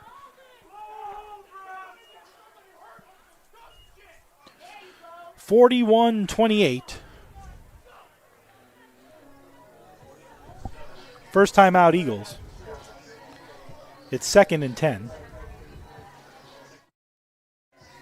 Ball at the 22-yard line. Hawks need 2 touchdowns, 1 extra point to tie, 2 to take a lead.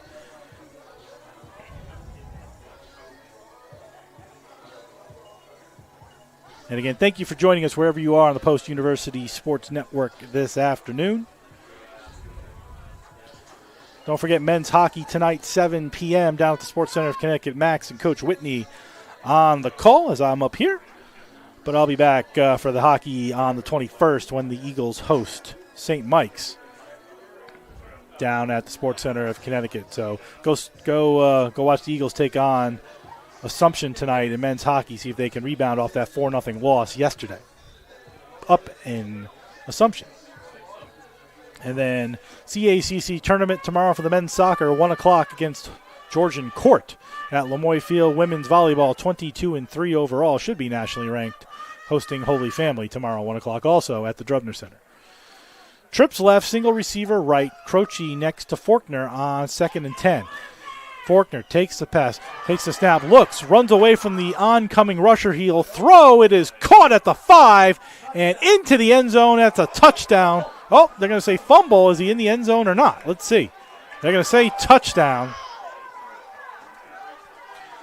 Looked from here, to be fair, that was a touchdown. Looked like he got into the end zone before he fumbled. Again, all you got to do is cross the plane with the ball. You don't have to land. That looks like Meade. A touchdown for the Hawks, and they've cut the deficit to 7. Out to kick the extra point is Hurley this time. Sean Hurley will kick the extra point. Hawks trail by 7. Snap is low. Good job to get the snap in position by Cairo. And Hurley makes it through. So the Eagles have a 6-point lead, 2:43 to go in the fourth quarter. So it's in their hands at this point. Again, they have 2 timeouts, I believe. Do St. A's. You wonder if they'll go onside or see if they can get the Eagles to go deep. They did try an onside kick earlier in the game that all but worked. It was originally called good onside kick and then decided that it was not. It was touched prior to the 10-yard mark. Eagles put everybody on the 35 except was that Adonis White, actually. Everybody's on the line on the 45 or the 50. Only Adonis White is back at the 20. They do go onside. The ball is bounced on the ground, looking for an onside kick, but it was like a ground ball to short and picked up by Jazir Orleus and down at the 49. Interesting call. Again, you don't want to kick it deep, but with that formation, you almost kind of wanted to kick it deep. Eagles wanted them to kick it deep, knowing they had White back there, but Hawks have 2 timeouts plus the 2-minute warning. 2:43 to go in the fourth. Eagles lead by 6. Going to need a couple of first downs. Well, it kind of depends on when they get it. But Pumachan, the quarterback. Snap. Hand off to Bandy. He'll go up the middle, maybe get back to the line of scrimmage. Pushing the pile, and then a timeout, St. A's. With 2:33 to go in the fourth quarter. No game. Ball still at the 48-yard line. Again, it was just 5 weeks ago that St. A's beat the Eagles in the final minute of regulation time, 30-23. So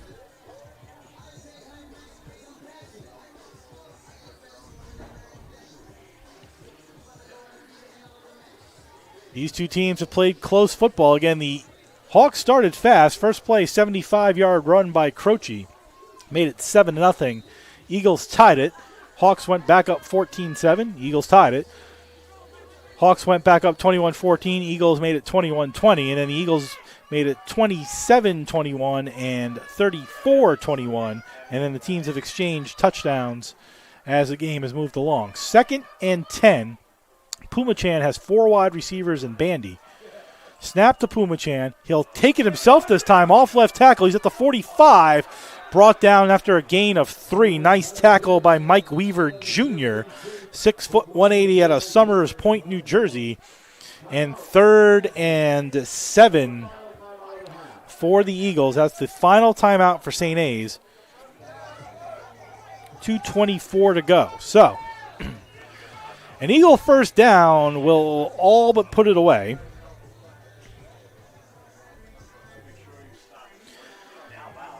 If the Hawks stop them, the clock will tick down to the 2-minute warning, and the Eagles will have a decision. Because it will really depend where they are, because they're only a few yards away from Division II no man's land.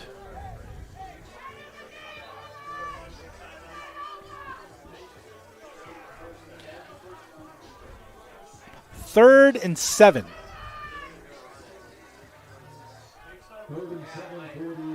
Eagles lead 41-35. Pumachan has 3 wide receivers right, single wide receiver left. Bandy's behind him. You got to think he's going to run. Snap to Pumachan. Gives to Bandy. Finds a hole. He's going to get the first down and more. 30, 25, 20, 15, 10. He's out of bounds. That's a first down, Eagles. Ed Bandy found a hole off right guard, and that's a first down. Into the red zone, no less. Not victory formation time, but the Eagles will bring it down to the 2-minute warning. I think they're just shy of kneel down time, but let's see.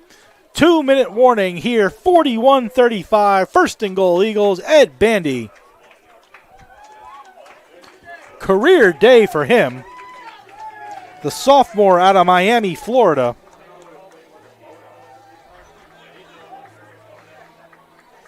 May have broken 100. Let's see if he has. Bandy's at 106 on 16 carries today, unofficially, and the touchdown.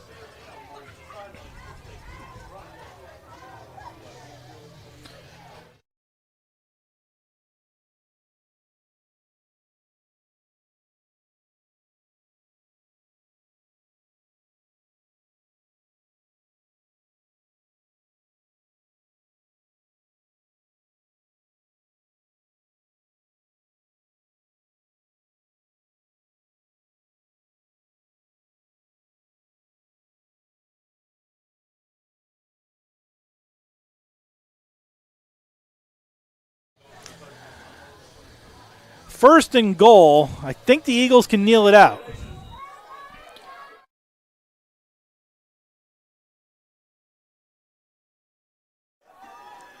They're going to kneel down. There's one. I think actually they can close it out. Let's see. This should be enough. They should be able to kneel, and that'll be it. Let's see.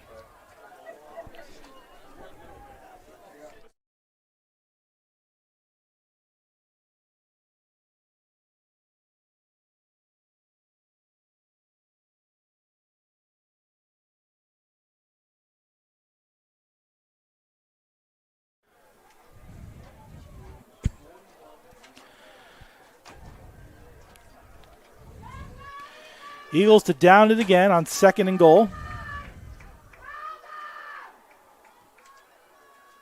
That's 2. One more, and that should be it. 3rd and goal. Stay with us. Post-game report and show coming up. Eagles going to look like get through this. We'll have player interviews after the game, and hopefully we'll see if we get Coach Schultz up here. One more down, and that should do it.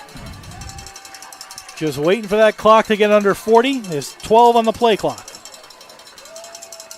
One more kneel down. The Eagles will go to 3-3 at home on the season and move to 4-5, break the 5-game losing streak. There it is, and that is the ball game, folks. The Eagles have won 41-35.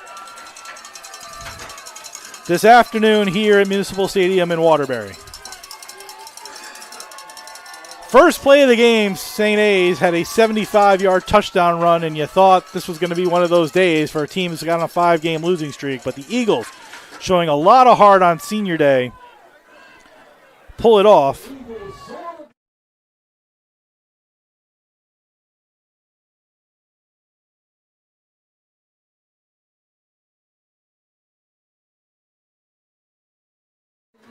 Officially, it's over. The 5-game losing streak is over. The Eagles' program record, 4th win of the season. They'll move to 4-5, have a chance to get to 500 with a win on Saturday against Southern Connecticut State.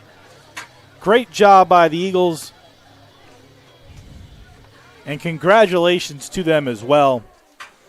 It's been a fun football season. Again, they're a step or two away from the teams at the top of the conference, Assumption, Bentley, but they've beaten Southern Connecticut. They've beaten St. A's. Could have beaten them twice. They've beaten Pace. They were in the game against AIC. You know, that middle tier, at the bottom tier, they're now competitive at that spot. They weren't competitive last year. They're competitive now. Now you take that next step as you go towards next season, but the Eagles 4-5 have a chance to get to 500 with one more victory. Next week at Southern Connecticut, final score 41-35 this afternoon.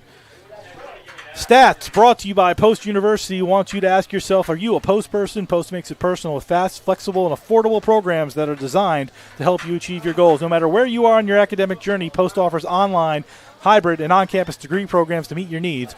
For more information on all of Post degree programs, to visit campus, take a tour, or to apply, go to post.edu. That's post.edu. The final stats. Passing-wise, Drew Forkner for St. A's, 12 for 30, 3 touchdowns, 2 interceptions, 194 yards. Ronan Noak, 1 for 2, 2 yards, and a touchdown. On the quarterback side, rushing, Croce, 19 carries, 213 yards, and a touchdown. They had to go away from him probably more than they wanted to because they were trailing, because he had a day. Forkner had 12 for 40 yards. Singleton 1 for 6, Almeida 1 for 5, Silsby 1 for 3, Ronan Noak 2 for 0, and Laura Quente 2 for 0. Receiving-wise, Haynes 4 for 97, 1 touchdown, Croce 3 for 51, Meade 2 for 28, Various 2 for 17 and a touchdown, and McGurn 2 for 3 and a touchdown, but 7 drops by the receivers today. Bit St. A's a lot on the offensive side of the ball. Aiden Noak, 9 tackles, led the way for the defense. Tanner Wolf had 7, as did Silsby.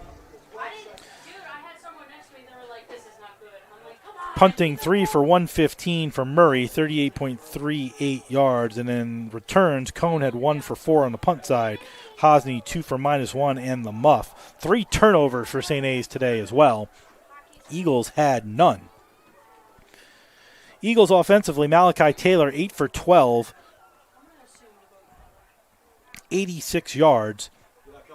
Pumachan 2 for 3, 24 yards and a touchdown. Bandy, game of his career, 17 carries, 145 yards and a touchdown. Pumachan 8 for 58 and 2 touchdowns. Geraldo 1 for 4 and a touchdown. And then Malachi Taylor, 5 carries, 8 yards and a touchdown. Receivers, Geraldo 6 for 84 and a touchdown. Chambers 1 for 20. Ward 1 for 3. White 1 for 2. And Bromell 1 for 1. Defensively, Michael Gabetti, who was the nation's leading tackler last season, had 10 today. Amir Johnson, 6. Flacavento, 6, and an interception. We'll see if we can get Giovanni up here for postgame as we effort both Flacavento and Geraldo, and we'll also see if we can get Coach Adam Schultz up here for sort of a bit of a season touch point. Special teams, Hawkins, 2 touchbacks today. Great job at kicking. Hall, big punt early in the game into a blowing wind. 6 punts, 269 yards. That's 44.8 yards per punt. Only 1 punt return. That was Geraldo, 1 for 5, but had a big one, and including a big kickoff return. So Geraldo had a day. See if we can get his official overall running here, because he had 88 yards and 2 touchdowns. Sometimes we do this on the fly, folks. 88 yards and 2 touchdowns. 132 yards and 2 touchdowns all in today for Geraldo.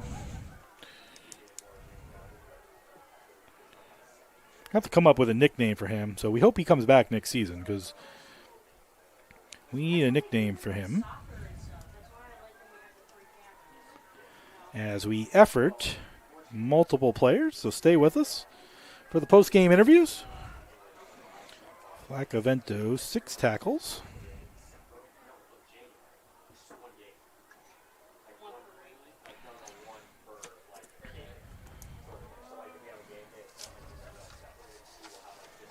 Again, Eagles will finish the season next week at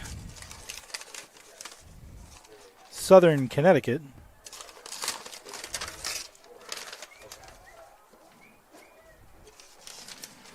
That'll be a 12 o'clock kickoff in New Haven.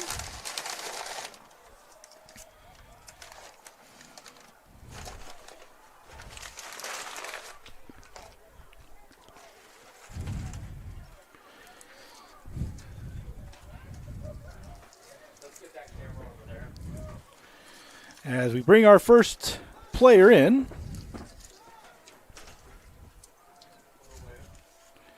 Right in front of the press box, and then just skip or anything.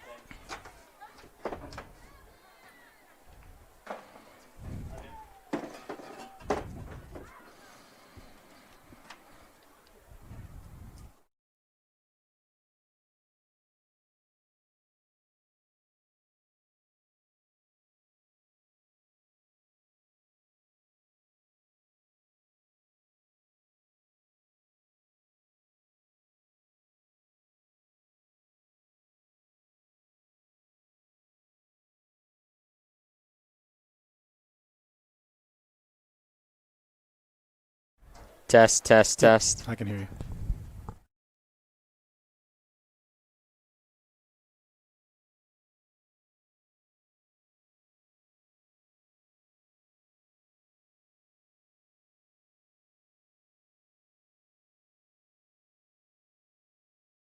Test. Okay.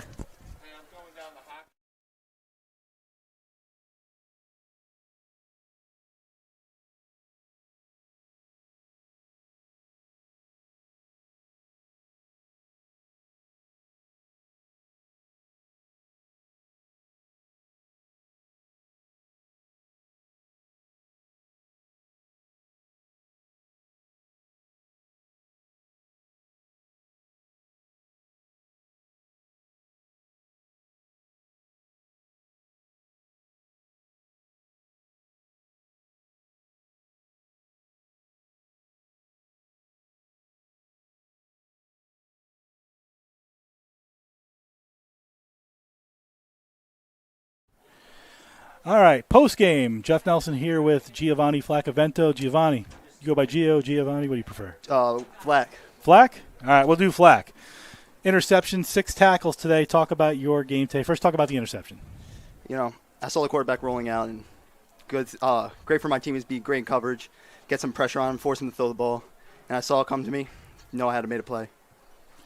It was a big play at that time in the game as Yeah. well because it was, I believe, 7-0 at that point, and then you were able to make that interception, change that total momentum in that game. Talk about your team overall. Really, 5-game losing streak now over, but you guys have been fighting against real good competition. Yeah, I got some great teammates. They're all the best, and we had a little bit of a slump, but we bounced back. They're all great dudes, and you knew it was just a matter of time before we get one.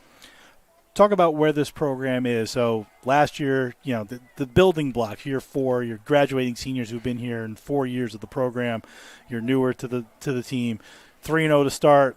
The blip, you've won again. You got a chance at 500 next week. Talk about where this team has gone from beginning to end. We started hot.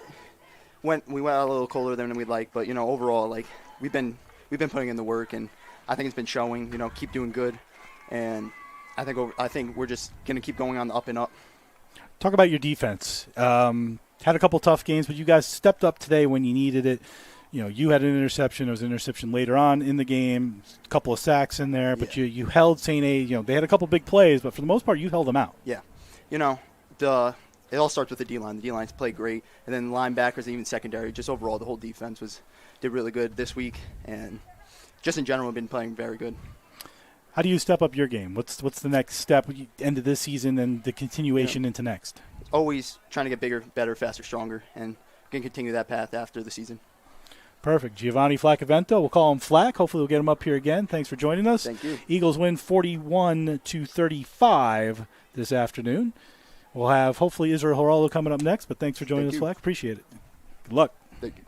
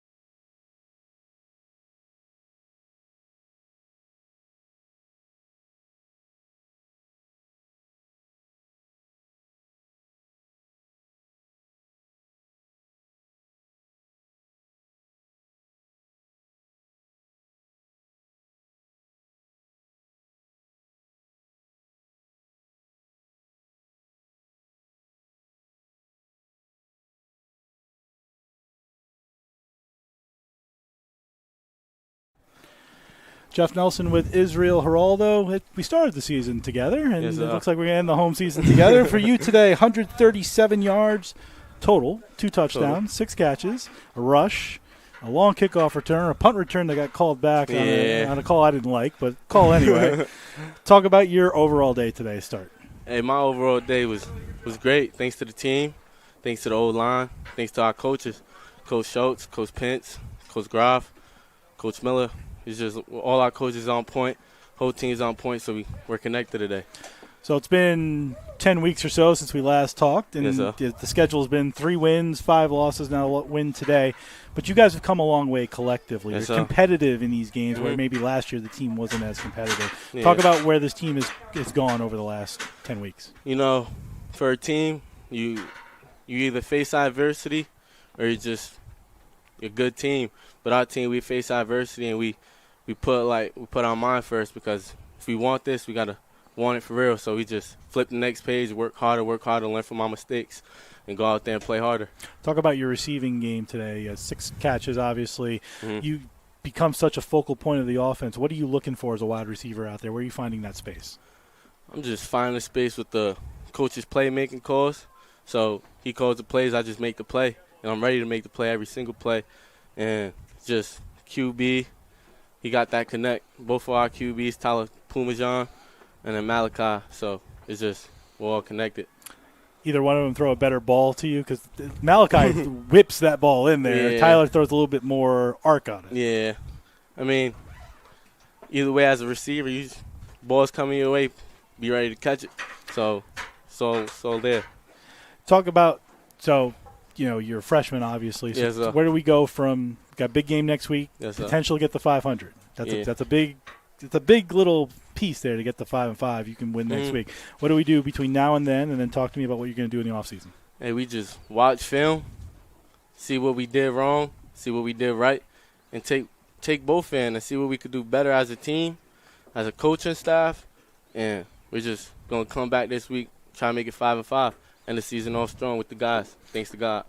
This guy, 6 catches. He had 1 rush for a touchdown, 6 catches and a touchdown. He had a nice long kickoff return. By the way, you stole that from Edward Bandy. Did you guys talk about that afterwards? Yeah, we communicated it before. I said, hey, they scared to kick it to me. I don't know why. I'm just a football player. I'm ready to play. So I had to take one in my own hands. We were going to wrap up, but now that made me think of a question. Talk to me about the thought process, because no one wants to kick that ball anymore. You had to steal that ball to get it. Yes, Nobody sir. wants to kick it to you. It's, What's the mentality, though? Because you're sitting back there now, Ed has to take it. Yeah. Somebody else has to take it. They don't want to go anywhere near you. Yeah, I mean, it makes me angry. It makes me angry. Every time I don't got the ball in my hands, scared to kick it, so it just makes me want it more. So when I have the opportunity to make something happen, I just got to make something happen in God's name. Okay, so we were talking. Do you have a nickname, or because we got to come up with a nickname for you? Yeah. Okay. They just call me Izzy 3. Is he 3? Yes, sir. All right, we'll work on that, or we'll come up with something. We had Mr. Everything last year. Mr. now Everything. You might fit that bill. We might move that moniker to him. 127 yards total, 2 touchdowns, a little bit of everything today. Israel Geraldo, Yes, sir. final home game of the season. Eagles pull it out, 41-35, move to 4-5. For everybody, all the broadcast people, we thank you. My engineer today, Ryan Nelson, and everybody who's helped out. I'm Jeff Nelson. We'll see you next season from the home side for Post University on the Post University Sports Network.